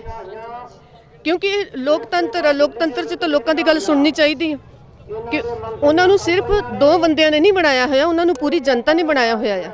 ਤੇ ਜੀ ਬਿਲਕੁਲ ਲੋਕਤੰਤਰ ਦਾ ਇਹੋ ਫਾਇਦਾ ਹੁੰਦਾ ਹੈ ਕਿ ਉਹ ਸਰਕਾਰ ਦੇ ਖਿਲਾਫ ਆਵਾਜ਼ ਵੀ ਉਠਾ ਸਕਦੇ ਨੇ। ਇਹੋ ਡੈਮੋਕ੍ਰੇਸੀ ਦਾ ਫਾਇਦਾ ਹੁੰਦਾ ਹੈ। ਜਿਹੜਾ ਕਾਨੂੰਨ ਲੋਕਾਂ ਦੀ ਬਣਾਇਆ ਗਿਆ ਹੈ, ਜਦੋਂ ਉਹੀ ਉਸ ਦੇ ਨਾਲ ਸੰਤੁਸ਼ਟ ਨਹੀਂ ਹੈ, ਫਿਰ ਸਰਕਾਰ ਅੱਗੇ ਕਿਵੇਂ ਚੱਲ ਸਕਦੀ ਹੈ? ਹਾਂਜੀ, ਹੋਰ ਤੁਸੀਂ ਕੀ ਕਹਿਣਾ ਚਾਹੁੰਦੇ ਹੋ? ਬਸ ਇਹ ਜੀ ਮੋਦੀ ਨੂੰ ਸਾਡੀ ਗੱਲ ਸੁਣਨੀ ਚਾਹੀਦੀ ਹੈ, ਕਿਉਂਕਿ ਜਿੰਨੀ ਜਨਤਾ ਇੱਥੇ ਇਕੱਠੀ ਹੋਈ ਹੈ, ਮੈਨੂੰ ਨਹੀਂ ਲੱਗਦਾ ਉਨੀ ਵੋਟ ਵੀ ਜੋ ਮੋਦੀ ਨੂੰ ਪਈ ਹੋਊਗੀ। ਅਗਰ ਇੰਨੀ ਮੈਜੋਰਟੀ ਹੈਗੀ ਹੈ, ਅਗਰ ਮੈਜੋਰਟੀ ਦੀ ਸੁਣੀ ਜਾਂਦੀ ਹੈ ਤੇ ਸਾਡੀ ਜ਼ਰੂਰ ਸੁਣਨੀ ਚਾਹੀਦੀ ਹੈ। ਜੇ ਇਹ ਕਿਸਾਨ ਹੈ ਜਿਹੜਾ ਪੂਰੇ ਦੇਸ਼ ਨੂੰ, ਪੂਰੀ ਦੁਨੀਆ ਨੂੰ ਅੰਨ ਦੇ ਰਿਹਾ ਹੈ, ਜਿਸ ਦਿਨ ਕਿਸਾਨ ਆਪਣੀ ਆਈ ਤੇ ਆ ਗਿਆ, ਸਾਰੀ ਜਨਤਾ ਭੁੱਖੀ ਮਰਨੀ ਸ਼ੁਰੂ ਹੋ ਜਾਏਗੀ।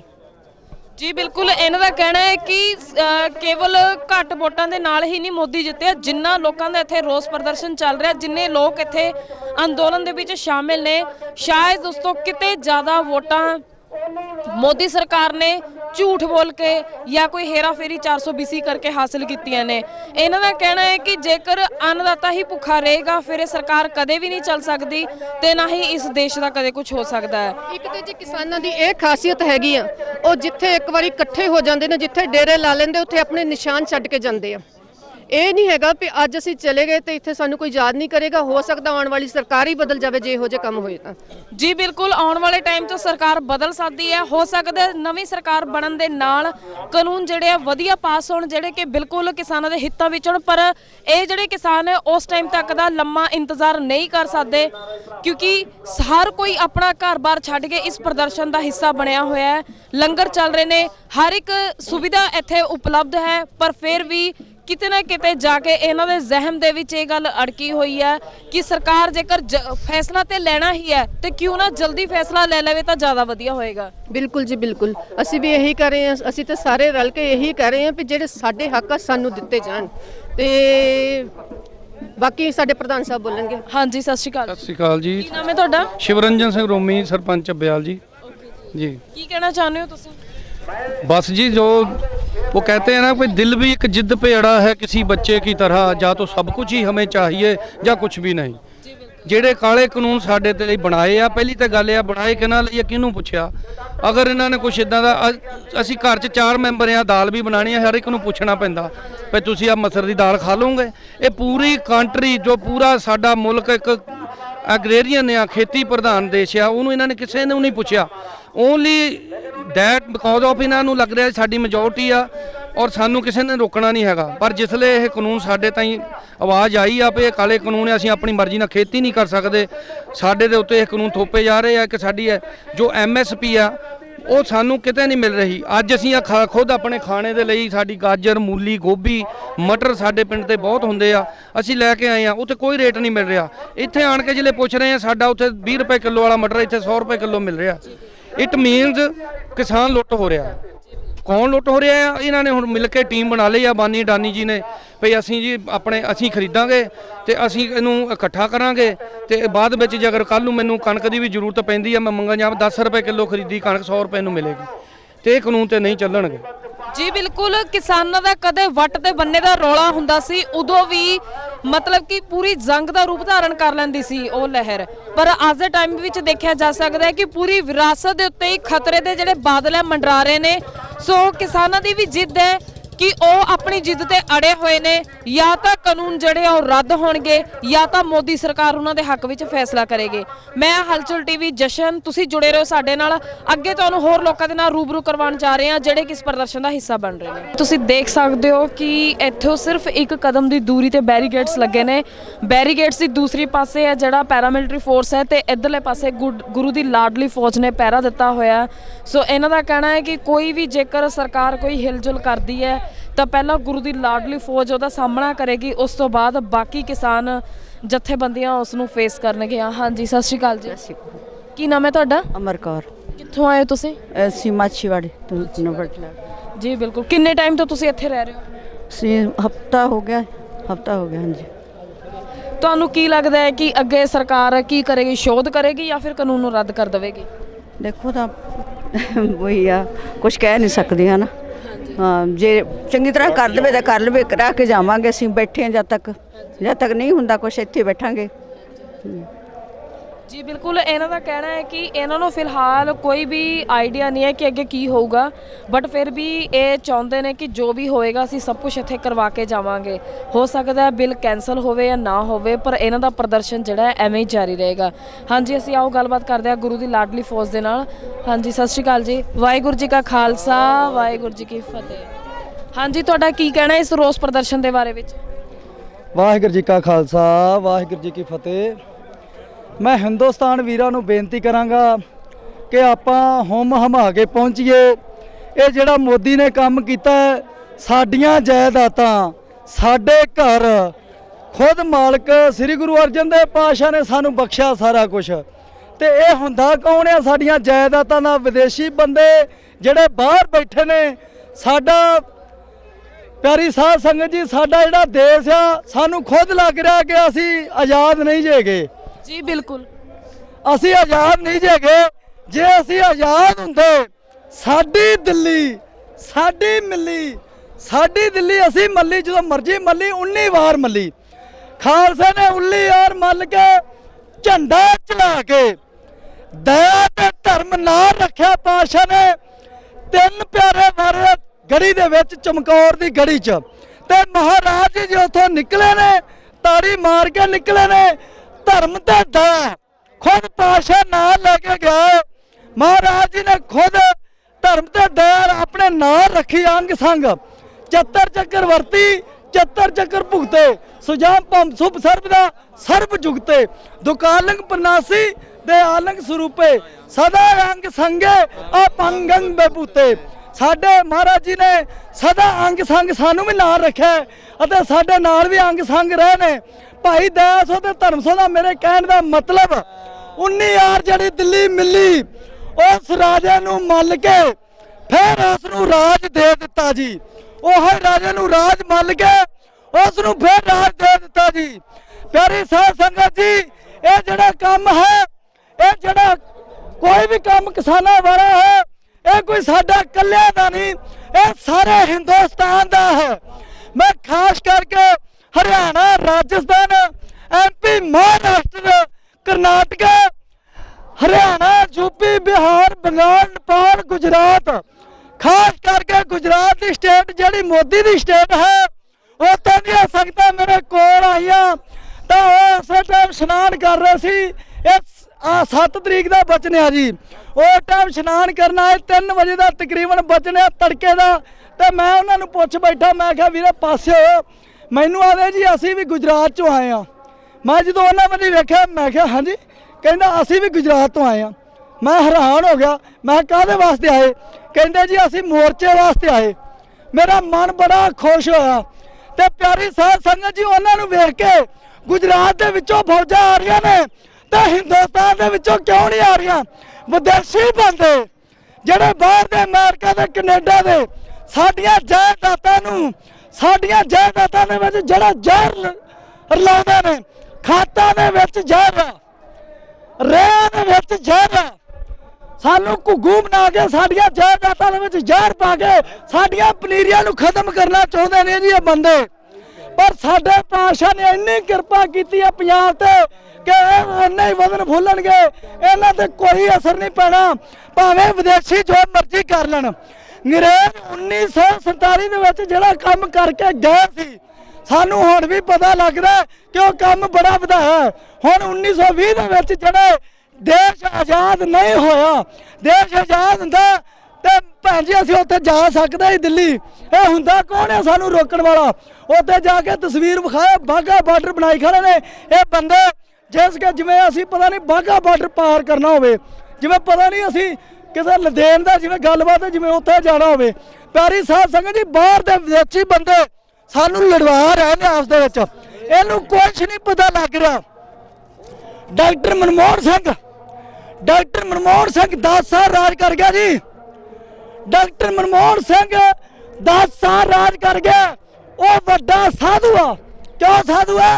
ਉਹ ਕਿਸੇ ਰਾਜਨੀਤੀ ਦੇ ਵਿੱਚ ਆਇਆ ਨਹੀਂ ਆਇਆ ਜੀ। ਮੈਂ ਉਹਦੀ ਕੋਈ ਗੱਲ ਨਹੀਂ ਸੁਣੀ ਬਚਪਨ ਤੋਂ ਲੈ ਕੇ ਜੋ ਵੇਖਿਆ, ਉਹਦੀ ਕੋਈ ਰਾਜਨੀਤਿਕ ਦੀ ਗੱਲ ਨਹੀਂ ਸੁਣੀ। ਪਿਆਰੀ ਸਾਧ ਸੰਗਤ ਜੀ, ਇਹ ਬੰਦੇ ਨੇ 2 ਸਾਲਾਂ ਦੇ ਵਿੱਚ ਪੈਸਾ ਬਦਲਤਾ। ਕਹਿੰਦਾ ਜੀ ਮੈਂ ਅੰਨਾ ਪਾਸੇ ਕਰਕੇ ਗਰੀਬਾਂ ਨੂੰ ਅੱਗੇ ਲਿਆਵਾਂਗਾ ਤੇ ਮੇਰੀ ਨੂੰ ਪਿੱਛੇ ਕਰਾਂਗਾ, ਸਾਰਿਆਂ ਨੂੰ ਇੱਕੋ ਜਿਹਾ ਕਰਾਂਗਾ। ਪਿਆਰੀ ਸਾਧ ਸੰਗਤ ਜੀ, ਇਸ ਨੇ ਪੈਸਾ ਬਦਲਤਾ, ਪੈਸੇ 2-2 ਦੇ ਨੋਟ ਕਰਤੇ, 500 ਦੇ ਕਰਤੇ, ਉਹ ਗਰੀਬਾਂ ਨੂੰ ਤਾਂ ਪਿੱਛੇ ਕਰਤਾ। ਕਹਿੰਦਾ ਸੀ ਗਰੀਬੀ ਪਿੱਛੇ ਕਰਾਂਗਾ, ਕੋਈ ਗਰੀਬੀ ਨਹੀਂ ਪਿੱਛੇ ਕੀਤੀ, ਗਰੀਬਾਂ ਨੂੰ ਪਿੱਛੇ ਕਰ ਰਿਹਾ। ਹੁਣ ਵੇਖੋ ਅਸੀਂ ਜਾਇਦਾਦਾਂ ਦੇ ਮਾਲਕ, ਜਿਹੜੇ ਵਿਚਾਰੇ ਕਿਸਾਨ ਵੀਰ ਆਪਣੀਆਂ ਖੁਦ ਜਾਇਦਾਦਾਂ ਦੇ ਮਾਲਕ, ਤੇ ਇਹ ਸਾਡੀਆਂ ਜਾਇਦਾਦਾਂ ਦਾ ਲੱਗਦਾ ਕੀ ਆ ਜੀ, ਆ ਕੇ ਖੁਦ ਆਪ ਮਾਲਕ ਬਣਦਾ। ਇਹਦੇ ਵਾਸਤੇ ਮਾੜੀ ਗੱਲ ਆ। ਮੈਂ ਮੋਦੀ ਸਾਹਿਬ ਨੂੰ ਬੇਨਤੀ ਕਰਾਂਗਾ ਕਿ ਤੁਸੀਂ ਸ਼ਰਨ ਦੇ ਵਿੱਚ ਆ ਜਾਓ, ਤੁਸੀਂ ਇਸ ਤਰ੍ਹਾਂ ਨਾ ਕਰੋ, ਤੁਹਾਡੇ ਵਾਸਤੇ ਮਾੜੀ ਗੱਲ ਹੈ। ਆਖਰ ਨੂੰ ਜੇ ਤੁਸੀਂ ਕੁਝ ਗਲਤ ਕੀਤਾ, ਆਖਰ ਨੂੰ ਜੇ ਤੁਸੀਂ ਕੁਝ ਗਲਤ ਕੀਤਾ, ਤੁਹਾਡੀਆਂ ਸੋਚਾਂ ਮਾੜੀਆਂ ਨੇ, ਤਾਂ ਅਸੀਂ ਮਰਨ ਨੂੰ ਪਹਿਲਾਂ ਤਿਆਰ ਹਾਂ। ਅਸੀਂ ਮਰਨ ਨੂੰ ਪਹਿਲਾਂ ਤਿਆਰ, ਅੱਗੇ ਖੜੇ ਆ। ਸਾਡੇ ਨੌਜਵਾਨ ਵੀਰ ਜੋ ਸਿਵਲ ਵਰਦੀ ਦੇ ਵਿੱਚ ਪੈਂਟਾਂ ਸ਼ਰਟਾਂ ਵਾਲੇ ਮਗਰੋਂ, ਅਸੀਂ ਪਹਿਲੋਂ ਪੈਣ ਸਭ ਤੋਂ ਪਹਿਲਾਂ ਪੰਥ ਦੀ ਆਈ ਆ। ਇਹ ਪੰਥ ਕੋਈ ਮਾੜਾ ਮੋਟਾ ਨਹੀਂ। ਸ੍ਰੀ ਹਰਗੋਬਿੰਦ ਪਾਤਸ਼ਾਹ ਨੇ ਪੰਥ ਨੂੰ ਵੱਡੀ ਵਡਿਆਈ ਦਿੱਤੀ ਆ। ਜਗਾਰੇ ਬੁਲਾਵੇ ਨਿਆਲ ਹੋ ਜਾਵੇ, ਗੁਰੂ ਹਰਗੋਬਿੰਦ ਪਾਤਸ਼ਾਹ ਮਹਾਰਾਜ ਦੇ ਮਨ ਨੂੰ ਭਾਵੇ। ਇਹ ਪੰਥ ਆ। ਸ੍ਰੀ ਹਰਗੋਬਿੰਦ ਪਾਤਸ਼ਾਹ ਗਵਾਲੀਅਰ ਕਿਲੇ ਦੇ ਵਿੱਚ ਕੈਦ ਹਨ, ਤੇ ਬਾਬਾ ਬੁੱਢਾ ਜੀ ਮਾਤਾ ਗੰਗਾ ਜੀ ਦੇ ਵਰਨਰ ਉੱਥੋਂ ਉਹਨਾਂ ਨੂੰ ਛਡਾਉਣ ਵਾਸਤੇ ਜਾਂਦੇ ਨੇ। 2200 ਘੋੜਸਵਾਰ ਲੈ ਕੇ ਮਜਨੂ ਟਿੱਲੇ ਤੇ ਬਾਬਾ ਬੁੱਢਾ ਜੀ ਸਜਦੇ ਨੇ। ਇੱਧਰ ਸ੍ਰੀ ਹਰਗੋਬਿੰਦ ਪਾਤਸ਼ਾਹ ਮੀਰੀ ਪੀਰੀ ਦੇ ਮਾਲਕ ਜਦੋਂ ਜਹਾਂਗੀਰ ਬੇਈਮਾਨ ਹੋ ਗਿਆ, ਉਸਨੇ ਸੋਚਿਆ ਕਿ ਮੈਂ ਮਹਾਰਾਜ ਨੂੰ ਕੈਦ ਕਰਾਂਗਾ, ਤੇ ਸਿੱਖਾਂ ਨੇ ਬੜਾ ਰੂਪ ਧਾਰ ਕੇ ਉਹਦਾ ਜਦੋਂ ਪਲਗਾ ਪਲਟਾਇਆ ਤੇ ਉਸ ਨੂੰ ਗਿਆਨ ਹੋ ਗਿਆ। ਉਸਨੇ ਚੁੱਪ ਚਪੀਤਾ ਚਿੱਠੀ ਲਿਖੀ, ਕਹਿਣ ਲੱਗਾ ਮਹਾਰਾਜ ਜੀ ਤੁਸੀਂ ਹਰਿਆ। ਤੇ ਮਹਾਰਾਜ ਨੇ ਚਿੱਠੀ ਲਿਖੀ ਕਿ ਸਾਡੇ ਨਾਲ ਜਿਹੜੇ ਗੁਰਸਿੱਖ ਨੇ ਬਣ ਚੁੱਕੇ ਨੇ, ਅਸੀਂ ਉਹਨਾਂ ਨੂੰ ਨਾਲ ਲੈ ਕੇ ਜਾਵਾਂਗੇ 52 ਰਾਜਿਆਂ ਨੂੰ। ਤੇ ਉਸਨੇ ਚਿੱਠੀ ਲਿਖੀ ਕਿ ਜੇ ਤੁਸੀਂ 52 ਕਲੀਆਂ ਨਾਲ ਕੱਢ ਸਕਦੇ ਕੱਢ ਲਓ। ਮਹਾਰਾਜ ਜੀ ਨੇ ਆਪਦਾ ਚੋਲੇ ਦੇ ਨਾਲ 52 ਕਲੀਆਂ, ਜਿਹੜੀਆਂ ਕਿ ਅੱਜ ਤੁਹਾਨੂੰ ਵਿਖਾ ਵੀ ਦਿੰਨੇ ਵੀ ਉਹ ਕਲੀਆਂ ਕਿਹੜੀਆਂ ਨੇ। ਆਹ ਕਲੀਆਂ ਨੇ ਜੀ 1 2 3 4 5, ਇੱਥੋਂ ਫਿਰ ਸ਼ੁਰੂ ਹੋ ਜਾਂਦਾ ਜੀ ਕੰਮ। 52 ਕਲੀਆਂ ਸਮੇਤ ਪਾਤਸ਼ਾਹ ਜੀ 52 ਦੇ 52 ਰਾਜੇ ਕੱਢ ਕੇ ਲਿਆ ਜੀ। ਜਦੋਂ ਇੱਥੇ ਆਏ ਤਾਂ ਤੰਬੂ ਲੱਗੇ, ਉਸ ਟਾਈਮ ਕੋਈ ਬਿਲਡਿੰਗ ਨੋ, ਪਿੱਛੇ ਤੰਬੂ ਲੱਗੇ। ਕਹਿਣ ਲੱਗੇ ਵੀ ਉਹ ਤੰਬੂ ਕਿੰਨਾ ਦੇ ਨੇ, ਪਤਾ ਨਹੀਂ ਜੀ, ਚਲੋ ਚੱਲ ਕੇ ਵੇਖੀਏ। ਮਹਾਰਾਜ ਜੀ ਨੇੜੇ ਆਏ, ਖੁਦ ਆਪ ਪਾਤਸ਼ਾਹ ਨੇੜੇ ਆਉਂਦੇ ਨੇ। ਅੱਗੇ ਵੇਖਿਆ ਬਾਬਾ ਬੁੱਢਾ ਜੀ ਸਜੇ ਉੱਠ ਕੇ ਦਵਾ ਦਵ ਗੱਜ ਵੱਜ ਕੇ ਫਤਿਹ ਗਿਜਾਈ, ਜਕਾਰੇ ਗਿਜਾਏ। ਮਹਾਰਾਜ ਜੀ ਬਾਬਾ ਬੁੱਢਾ ਜੀ ਤੁਸੀਂ, ਮਹਾਰਾਜ ਜੀ ਅਸੀਂ ਤਾਂ ਤੁਹਾਨੂੰ ਛੁਡਾਉਣ ਵਾਸਤੇ ਲਿਆਏ ਆ। ਭਾਵੇਂ ਜੰਗ ਨਾ ਲਿਆਈਏ, ਭਾਵੇਂ ਯੁੱਧ ਨਾ ਲਿਆਈਏ, ਭਾਵੇਂ ਪ੍ਰੇਮ ਨਾ ਲਿਆਈਏ, ਅਸੀਂ ਆਪ ਜੀ ਨੂੰ ਲਿਆਉਣ ਵਾਸਤੇ ਤਿਆਰ ਆ। ਮਹਾਰਾਜ ਜੀ ਬੜੇ ਖੁਸ਼ ਹੋਏ, ਪ੍ਰਸੰਨ ਹੋਏ। ਮਹਾਰਾਜ ਦੇ ਨਾਲ ਭਾਈ ਬਿਧੀ ਚੰਦ ਜੀ, ਭਾਈ ਜੈਠਾ ਜੀ ਤਿਆਰ ਪ੍ਰਤਿਆਰ ਹਨ। ਮਹਾਰਾਜ ਜੀ ਨੇ ਖੁਸ਼ ਹੋ ਕੇ ਵਰ ਦਿੱਤਾ ਕਿ ਜੈ ਬਾਬਾ ਬੁੱਢਾ ਜੀ, ਤੁਹਾਡੇ ਨਾਂ ਦੇ ਦਰ ਚੱਲੂਗਾ, ਰਿੱਧੀਆਂ ਸਿੱਧੀਆਂ ਦਾ ਮਾਲਕ ਹੋਏਗਾ, ਪਲੇ ਪਲਾਏ ਭਜੰਗੀ ਆਉਣਗੇ, ਪਲੇ ਪਲਾਏ ਰਾਕੇ ਆਉਣਗੇ। ਪਿਆਰੀ ਸਾਧ ਸੰਗਤ ਜੀ, ਇੱਥੇ ਪਾਤਸ਼ਾਹ ਦਾ ਵਾਰਿਆ ਕੈਮਰਾ ਮੈਸਟਰ ਨੂੰ ਵਿਖਾ ਦਿਆਂਗੇ ਕਿ ਪਲੇ ਪਲਾਏ ਇੱਥੇ ਘੋੜੇ ਆਉਂਦੇ ਨੇ, ਜਿਹਨੂੰ ਰਾਕਾ ਕਿਹਾ ਜਾਂਦਾ ਹੈ। ਪਲੇ ਪਲਾਏ ਇੱਥੇ ਜੀ ਭਜੰਗੀ ਆਉਂਦੇ ਨੇ। ਇਸ ਤਰ੍ਹਾਂ ਤੋਂ ਲੈ ਕੇ ਯਾਨੀ ਕਿ ਜਿਵੇਂ ਅਸੀਂ ਵੀ ਬਚਪਨ ਤੋਂ ਲੈ ਕੇ 5ਵੀਂ 6ਵੀਂ ਤੋਂ ਭੱਜੇ ਜਿਹੜੇ ਕਿ ਮਹਾਰਾਜ ਦੇ ਬਾਣ ਦੇ ਵਿੱਚ ਯਾਨੀ ਕਿ ਵਾਰਿਆ, ਅਸੀਂ ਬੁੱਢੇ ਹੋ ਜਾਾਂਗੇ ਤੇ ਪਿੱਛੋਂ ਭਜੰਗੀ ਤੋਂ ਲੈ ਕੇ ਉਵੇਂ ਹੀ ਕੰਮ ਚੱਲਦਾ ਆਉਂਦਾ ਜੀ। ਤੀਜਾ ਵਚਨ ਸ੍ਰੀ ਹਰਗੋਬਿੰਦ ਪਾਤਸ਼ਾਹ ਨੇ ਆਖਿਆ ਕਿ ਜਿਹੜਾ 5 ਸਿੰਘਾਂ ਤੋਂ ਅਰਦਾਸ ਕਰਾਊਗਾ, ਉਹਦੇ ਵਿੱਚ ਖੁਦ ਫੌਜਾਂ ਸ਼ਾਮਲ ਹੋਣਗੀਆਂ। ਉਹ 5 ਸਿੰਘਾਂ ਤੋਂ ਅਰਦਾਸ ਜਿਹੜਾ ਕਰਾਊਗਾ, ਅਰਦਾਸ ਪੂਰੀ ਹੋਏਗੀ। ਦਾਸ ਨੇ ਖੁਦ ਵੇਖਿਆ, ਜਾਇਦਾਦਾਂ ਵਾਲਿਆਂ ਤੋਂ ਜਾਇਦਾਦਾਂ ਮਿਲੀਆਂ, ਗੱਡੀਆਂ ਵਾਲਿਆਂ ਨੂੰ ਗੱਡੀਆਂ ਮਿਲੀਆਂ, ਪਰ ਉਹ ਵੀ ਮਾਵਾਂ ਹਨ ਜਿਨ੍ਹਾਂ ਦੇ ਝੋਲੀ ਦੇ ਵਿੱਚ ਬੱਚਾ ਜਾਂ ਲਾਲ ਨਹੀਂ। ਖੁਦ ਦਾਸ ਨੇ 20 ਸਾਲ ਜਲੰਧਰ ਦੇ ਵਿੱਚ ਵੇਖਿਆ, ਇੱਕ ਕੋਠੀ ਦੇ ਵਿੱਚ, ਜਿਹਦੇ ਘਰ ਦੇ ਵਿੱਚ ਉਹ ਹੀ ਘੁੱਗੂ ਬੋਲਦੇ ਸੀ ਜਾਂ ਉਹ ਹੀ ਕਬੂਤਰ ਬੋਲਦੇ ਸੀਗੇ। ਤੁਹਾਨੂੰ ਕੀ ਲੱਗਦਾ ਹੈ ਕਿ ਹੁਣ ਸਰਕਾਰ ਜਿਹੜਾ ਹੈ ਫੈਸਲਾ ਲਵੇਗੀ, ਇਹ ਕਾਨੂੰਨ ਰੱਦ ਕਰੇਗੀ ਜਾਂ ਫਿਰ ਨਹੀਂ ਕਰੇਗੀ? ਅਸੀਂ ਤਾਂ ਇਹ ਕਹਿੰਦੇ ਆ ਵੀ ਕਾਨੂੰਨ ਰੱਦ ਕਰੇ ਜੀ। ਸਾਡੀਆਂ ਤਾਂ ਬੇਨਤੀਆਂ ਨੇ ਬਹੁਤ ਜ਼ਿਆਦੀਆਂ। ਅਸੀਂ ਤਾਂ ਇਹੋ ਹੀ ਕਹਾਂਗੇ ਕਿ ਕਾਨੂੰਨ ਨੂੰ ਰੱਦ ਕਰੋ, ਤੁਸੀਂ ਮਾਫੀਆਂ ਮੰਗੋ ਤੇ ਸਾਹਮਣੇ ਆ ਜਾਓ। ਜੇ ਮੈਂ ਨਹੀਂ ਵੀ ਮਾਫੀ ਮੰਗਣੀ ਤੁਸੀਂ ਰੱਦ ਕਰ ਦਿਓ, ਕੋਈ ਗੱਲ ਨਹੀਂ, ਨੋ ਪ੍ਰੋਬਲਮ। ਤਾਂ ਫਿਰ ਵੀ ਕਿਸਾਨ ਵੀਰ ਤੁਹਾਨੂੰ ਬਖਸ਼ ਦੇਣਗੇ। ਸੰਗਤ ਆ ਬਖਸ਼ਣ ਯੋਗ ਆ, ਤੁਸੀਂ ਬਖਸ਼ੇ ਜਾਓਗੇ। ਪਰ ਮੋਦੀ ਸਾਹਿਬ ਜਿਹੜਾ ਤੁਸੀਂ ਇਸ ਤਰ੍ਹਾਂ ਦਾ ਧੱਕਾ ਕਰਨਾ ਚਾਹੁੰਦੇ ਹੋ, ਮਨ ਦੇ ਵਿੱਚ ਤੁਸੀਂ ਇਹ ਗੱਲਾਂ ਰੱਖਣੀਆਂ ਚਾਹੁੰਦੇ ਹੋ, ਜਾਂ ਕਿਸ ਤਰ੍ਹਾਂ ਦਾ ਤੁਸੀਂ ਇਹ ਬਚਨ ਆਪਦੇ ਮਨ ਦੇ ਵਿੱਚ ਆ ਵੀ ਇਹਨਾਂ ਨੂੰ ਆਪਦਾ ਕਿਸ ਤਰ੍ਹਾਂ ਕੋਈ ਕਰਨਾ ਜਾਂ ਕਰਾਉਣਾ, ਇਹ ਤੁਹਾਡੇ ਵਾਸਤੇ ਮਾੜੀ ਗੱਲ ਆ। 1919 ਦੇ ਵਿੱਚ ਜੱਲਿਆਂਵਾਲੇ ਬਾਗ ਦੇ ਵਿੱਚ ਜਿਹੜਾ ਪਹਿਰਾ ਹੋਇਆ ਸੀ, ਉੱਥੇ ਹੀ ਸਰਦਾਰ ਪਿਆ ਹੋਇਆ ਸੀ। ਉਸਨੇ ਸੋਚਿਆ ਕਿ ਇਹਨੇ ਕੰਮ ਕੀਤਾ, ਉਹਨੇ ਹੌਲੀ ਹੌਲੀ ਜਵਾਨ ਹੋਇਆ। ਉਹਦੇ ਮਨ ਦੇ ਵਿੱਚ ਜਿਹੜੀਆਂ ਗੱਲਾਂ ਸੀਗੀਆਂ, ਉਹ ਜਵਾਨ ਅਮਰੀਕਾ ਗਿਆ, ਅਮਰੀਕਾ ਤੋਂ ਲੰਡਨ ਗਿਆ, ਲੰਡਨ ਜਾ ਕੇ ਉਸਨੇ ਜਿਹੜਾ ਬਦਲਾ ਲਿਆ। 1939 ਦੇ ਵਿੱਚ ਉਸ ਜਵਾਨ ਨੂੰ ਠੋਕਿਆ, ਤੇ ਜਦੋਂ ਠੋਕਿਆ ਕਾਪੀ ਦੇ ਵਿੱਚੋਂ ਕੱਢ ਕੇ ਯੂ ਆਰ ਅੰਡਰ ਅਰੈਸਟ ਕਰਨਾ, ਮੈਨੂੰ ਕਰ ਲਵੋ, ਮੈਂ ਉਹੀ ਬੰਦਾ ਹਾਂ ਜਿਹੜਾ ਜੱਲਿਆਂਵਾਲੇ ਬਾਗ ਦੇ ਵਿੱਚ ਇਹਨੇ ਕੰਮ ਕੀਤਾ ਸੀਗਾ।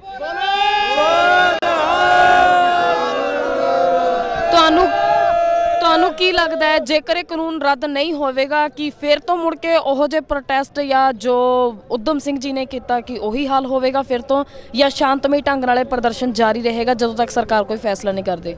ਅਸੀਂ ਤਾਂ ਮੈਡਮ ਜੀ ਉਹੋ ਹੀ ਵਚਨ ਲਈ ਆਉਣੇ ਆ। ਸਾਰੀ ਸੰਗਤ ਯਾਨੀ ਕਿ ਸਮਝਣ ਯੋਗ ਹੈ, ਤੁਸੀਂ ਤਾਂ ਖਾਸ ਕਰਕੇ ਜ਼ਿਆਦਾ ਹੀ ਸਮਝਦੇ ਹੋ। ਮੇਰੇ ਕਹਿਣ ਦਾ ਮਤਲਬ ਇਹ ਕਿ ਜੇ ਅਸੀਂ ਅੱਜ ਇੱਥੇ ਸ਼ਹੀਦੀਆਂ ਪ੍ਰਾਪਤ ਕਰਦੇ ਆ ਜਾਂ ਸਾਨੂੰ ਕੁਝ ਹੁੰਦਾ ਆ, ਸਾਨੂੰ ਨੋ ਪ੍ਰੋਬਲਮ। ਅਸੀਂ ਹੈ ਕੌਣ ਆ? ਉਹੀ ਆ। ਅਸੀਂ ਕੌਣ ਆ? ਉਹੀ ਤੁਰੇ ਆਉਣੇ ਆ। ਸਾਨੂੰ ਭਾਵੇਂ ਲੱਖ ਵਾਰੀ ਮਾਰੀ ਹੋ, ਕੱਖ ਵਾਰੀ ਮਾਰੀ ਹੋ, ਬਦਲਾ ਉੱਥੇ ਹੀ ਤੁਰੇ ਆਉਣੇ। ਪਿਆਰੀ ਸਾਧ ਸੰਗਤ ਜੀ, 19 ਸਾਲ ਬਾਅਦ ਉਹ ਜਿਹੜਾ ਪੈਦਾ ਕੀਤਾ, ਤੇ ਜੇ ਅਗਰ ਚਾਹੇਗਾ ਕਿ ਮੈਂ ਇਹੋ ਜਿਹਾ ਕੰਮ ਕਰਾਂਗਾ, ਸਾਡੀਆਂ ਪਨੀਰੀਆਂ ਵਿੱਚ ਹੀ ਬੈਠੀਆਂ ਨੇ ਉਹੀ ਕੰਮ ਦਾ ਬਦਲਾ ਲੈਣ ਵਾਸਤੇ। ਉਹ ਵੀ ਰਾਜਾ ਸੀ ਮੈਡਮ ਜੀ, ਜਿਸ ਨੇ ਪਾਣੀ ਦੇ ਵਿੱਚ ਆਖਿਆ ਕਿ ਮੈਨੂੰ ਕੋਈ ਮਾਰ ਨਹੀਂ ਸਕਦਾ, ਮੈਨੂੰ ਕੁਛ ਨਹੀਂ ਕਰ ਸਕਦਾ, ਮੈਨੂੰ ਭਾਵੇਂ ਸ਼ਰਾਬ ਹੈ ਜਾਂ ਕਿਵੇਂ ਆ। ਪਿਆਰੀ ਸਾਧ ਸੰਗਤ ਜੀ, ਮੌਤ ਜਦੋਂ ਆਉਣ ਤੇ ਆਵੇ ਤਾਂ ਕੀੜੀ ਦਾ ਰੂਪ ਧਾਰ ਕੇ ਫੁੱਲ ਦੇ ਵਿੱਚ ਜਾ ਕੇ ਉਸ ਰਾਜੇ ਨੂੰ ਜਿਹੜੀ ਉਹਦੀ ਸੁਗੰਧ ਜਾਂਦੀ ਸੀ ਉਹਦੇ ਅੰਦਰ ਸੁਣ, ਰਸੋਈਏ ਵਾਲੀ ਜਿਹੜੀ ਸੇਵਾ ਕਰਦੀ ਸੀ, ਉਹਦੇ ਵਿੱਚ ਹੀ ਉਹ ਗਿਆ ਤੇ ਉਹ ਜਾ ਕੇ ਕਹਿਣ ਲੱਗੀ ਕਿ ਰਾਜਾ ਜੀ ਜੋ ਫੁੱਲ ਲਵੋ। ਤਾਂ ਫੁੱਲ ਲੈਣ ਲੱਗਾ, ਜਦੋਂ ਉਹਨੇ ਇਹ ਨਹੀਂ ਵੇਖਿਆ ਕਿ ਫੁੱਲ ਦੇ ਵਿੱਚ ਮੇਰੀ ਮੌਤ ਹੈ। ਉਹ ਜਿਹੜਾ ਇੱਛਾਧਾਰੀ ਜਵਾਨ ਜਿਹਨੇ ਬਚਨ ਜਿਹੜਾ ਉਸ ਗੋਰਖਨਾਥ ਦਾ ਜਿਹੜਾ ਬਚਨ ਪੂਰਾ ਹੋਣਾ ਸੀ, ਉਹ ਬਚਨ ਪੂਰਾ ਆ। ਜਦੋਂ ਸੁੰਘਦਾ ਤੇ ਉਹ ਉੱਥੇ ਸੱਪ ਬਣ ਕੇ ਕਹਿੰਦਾ ਪਾਪ ਬਣਿਆ, ਉਹ ਡੰਗ ਮਾਰਦਾ ਜੀ, ਉਹਦੇ ਪ੍ਰਾਣ ਕੱਢ ਲੈਂਦਾ। ਤੂੰ ਸੀਸ ਮਹਿਲ ਵੀ ਅਗਰ ਜੇ ਬਣਵਾਏਗਾ ਨਾ, ਜਾਂ ਲੋਹਾ ਮੈਨ ਵੀ ਕੁਛ ਵੀ ਕਰਵਾਏਗਾ, ਸਾਡੀਆਂ ਫੌਜਾਂ ਸਾਡੇ ਤੇ ਲਾਏਗਾ ਜਾਂ ਆਪਣੇ ਉੱਪਰ ਲਾਏਗਾ, ਇਹ ਤੇਰੇ ਵਾਸਤੇ ਗਲਤ ਇਸਤੇਮਾਲ ਹੈ। ਸਾਡੀਆਂ ਫੌਜਾਂ ਨੂੰ ਤੂੰ ਬਾਰਡਰ ਤੇ ਵੀ ਮਰਵਾ ਰਿਹਾ। ਪਿੱਛੇ ਜੇ ਖਬਰ ਆਈ ਸੀ ਜਿਹੜੇ ਟਰੱਕ ਤੁਰੇ ਜਾਂਦੇ ਵੀਰਾਂ ਨੂੰ ਮਰਵਾ ਘੱਤਿਆ, ਉਹਨਾਂ ਵੀਰਾਂ ਦਾ ਕੀ ਕਸੂਰ ਸੀਗਾ? ਉਹਨਾਂ ਵੀਰਾਂ ਦੀ ਕੀ ਗਲਤੀ ਸੀ ਜਿਹੜੇ ਐਡੀਆਂ ਦੇਹਾਂ ਵਾਲੇ ਨੌਜਵਾਨ ਵੀਰ? ਸਾਨੂੰ ਰੋਣ ਆਉਂਦਾ ਕਿ ਸਾਡੇ 9-10 ਵੀਰ ਜਿਨ੍ਹਾਂ ਨੂੰ ਮਰਵਾਇਆ ਗਿਆ ਰਾਜਨੀਤਿਕ ਦੇ ਵਿੱਚ, ਉਹ ਗਲਤ ਗੱਲਾਂ ਨੇ ਜੀ। ਉਹ ਇਹਨਾਂ ਨੇ ਗਲਤ ਕੀਤਾ, ਸਾਨੂੰ ਸਾਰਾ ਪਤਾ ਸਾਰੀਆਂ ਗੱਲਾਂ ਦਾ, ਭਾਵੇਂ ਅਸੀਂ ਬੱਚੇ ਹੀ ਹਾਂ, ਪਰ ਅਸੀਂ ਵਿੱਚੋਂ ਵੇਖਦੇ ਹੋਣੇ ਪਿਆ ਕੀ ਕੁਛ ਹੋ ਰਿਹਾ ਹੈ। ਜੋ ਕੁਛ ਹੋ ਰਿਹਾ ਉਹ ਗਲਤ ਆ, ਉਹ ਗਲਤ ਕਰ। ਇਹ ਜਿਹੜੀਆਂ ਫੌਜਾਂ ਨੇ ਉੱਤੇ ਬਾਰਡਰ ਤੇ ਲਾਉਣ ਵਾਲੀਆਂ ਨੇ, ਵੱਡੀ ਭੈਣ ਜੀ ਇਹ ਖਬਰ ਆ ਕਿ ਜਿਹੜਾ ਜੇਲ੍ਹ ਦਾ ਮੇਨ ਅਫਸਰ ਆ ਉਸਨੇ ਖੁਦ ਕੱਢ ਕੇ ਅਸਤੀਫਾ ਸੁੱਟਤਾ ਜੀ। ਉਹ ਕਹਿੰਦਾ ਨੋ, ਅਗਰ ਜੇ ਕਿਸਾਨ ਨੇ, ਮੇਰੇ ਵੀਰ ਨੇ, ਮੇਰੇ ਭਾਈਚਾਰੇ ਨੇ, ਮੈਂ ਇਹਨਾਂ ਦੇ ਖਿਲਾਫ ਨਹੀਂ ਬਕਵਾਸ ਕਰਾਂਗਾ ਜਾਂ ਇਹਨਾਂ ਦੇ ਖਿਲਾਫ ਨਹੀਂ ਕਿਸੇ ਤਰ੍ਹਾਂ ਦੀ ਕੋਈ ਗੱਲ ਕਰਾਂਗਾ। ਉਹਨੇ ਅਸਤੀਫਾ ਮਾਰਿਆ ਚਲਾ ਕੇ। ਸਾਨੂੰ ਬੜੀ ਖੁਸ਼ੀ ਹੋਈ ਆ, ਪਰ ਮੈਨੂੰ ਅਜੇ ਤੱਕ ਉਹਦੇ ਨਾਂ ਦਾ ਨਹੀਂ ਪਤਾ ਲੱਗਾ, ਪਰ ਇਹ ਗੱਲ ਪੱਕੀ ਆ ਵੀਰ ਜੀ ਕਿ ਉਸਨੇ ਅਸਤੀਫਾ ਦੇ ਦਿੱਤਾ। ਤਿੰਨ ਸਰਦਾਰਾਂ ਬਾਰੇ ਗੱਲ ਆਈ ਸੀ ਮੇਰੇ ਕੋਲ, ਕਹਿੰਦੇ ਜੀ 3 ਸਰਦਾਰਾਂ ਨੇ ਅਸਤੀਫੇ ਬਾਰੇ ਗੱਲ ਕੀਤੀ। ਉਹਨਾਂ ਨੇ ਕਿਹਾ ਕਿ ਅਸੀਂ ਬਾਰਡਰ ਤੇ ਲੜਾਂਗੇ, ਅਸੀਂ ਜਨਤਾ ਨਾਲ ਔਰ ਸੰਗਤ ਨਾਲ ਨਹੀਂ ਲੜਨਾ। ਇਹ ਸਾਡੀਆਂ ਸੰਗਤਾਂ ਨੇ, ਅਸੀਂ ਇਹਨਾਂ ਨਾਲ ਨਹੀਂ ਲੜਨਾ। ਅਸੀਂ ਜੇ ਲੜਨਾ ਤਾਂ ਬਾਰਡਰ ਤੇ ਮਰਾਂਗੇ। ਤੇ ਅਸੀਂ ਵੀ ਕਹਿੰਦੇ ਆ ਵੀ ਸਾਡੀਆਂ ਜਾਇਦਾਦਾਂ ਨੇ, ਤੂੰ ਹੁਣ ਨਾ ਕੌਣ ਅਸੀਂ ਜਾਇਦਾਦਾਂ ਪਿੱਛੇ ਮਰਨਾ ਹੈ। ਸਾਡੀਆਂ ਜਾਇਦਾਦਾਂ ਅਟਕ ਦਰਿਆ ਰੋਕੇ ਹਰੀ ਸਿੰਘ ਨਲਵੇ ਵਰਗਿਆਂ ਨੇ, ਅਸ਼ਾਮ ਸਿੰਘ ਅਟਾਰੀ ਵਰਗਿਆਂ ਨੇ, ਮਹਾਰਾਜਾ ਰਣਜੀਤ ਸਿੰਘ ਨੂੰ ਕਹਿਤਾ ਪਿੱਛੇ ਜਾ ਕਾਣਿਆ, ਸਾਡਾ ਅਰਦਾਸਾ ਕੀਤਾ, ਇਹ ਜਿਹੜਾ ਪਾਣੀ ਚੜਿਆ, ਇਹ ਜਿਹੜਾ ਦਰਿਆ ਚੜਿਆ, ਇਸ ਨੂੰ ਅਸੀਂ ਰੋਕ ਦਿਆਂਗੇ।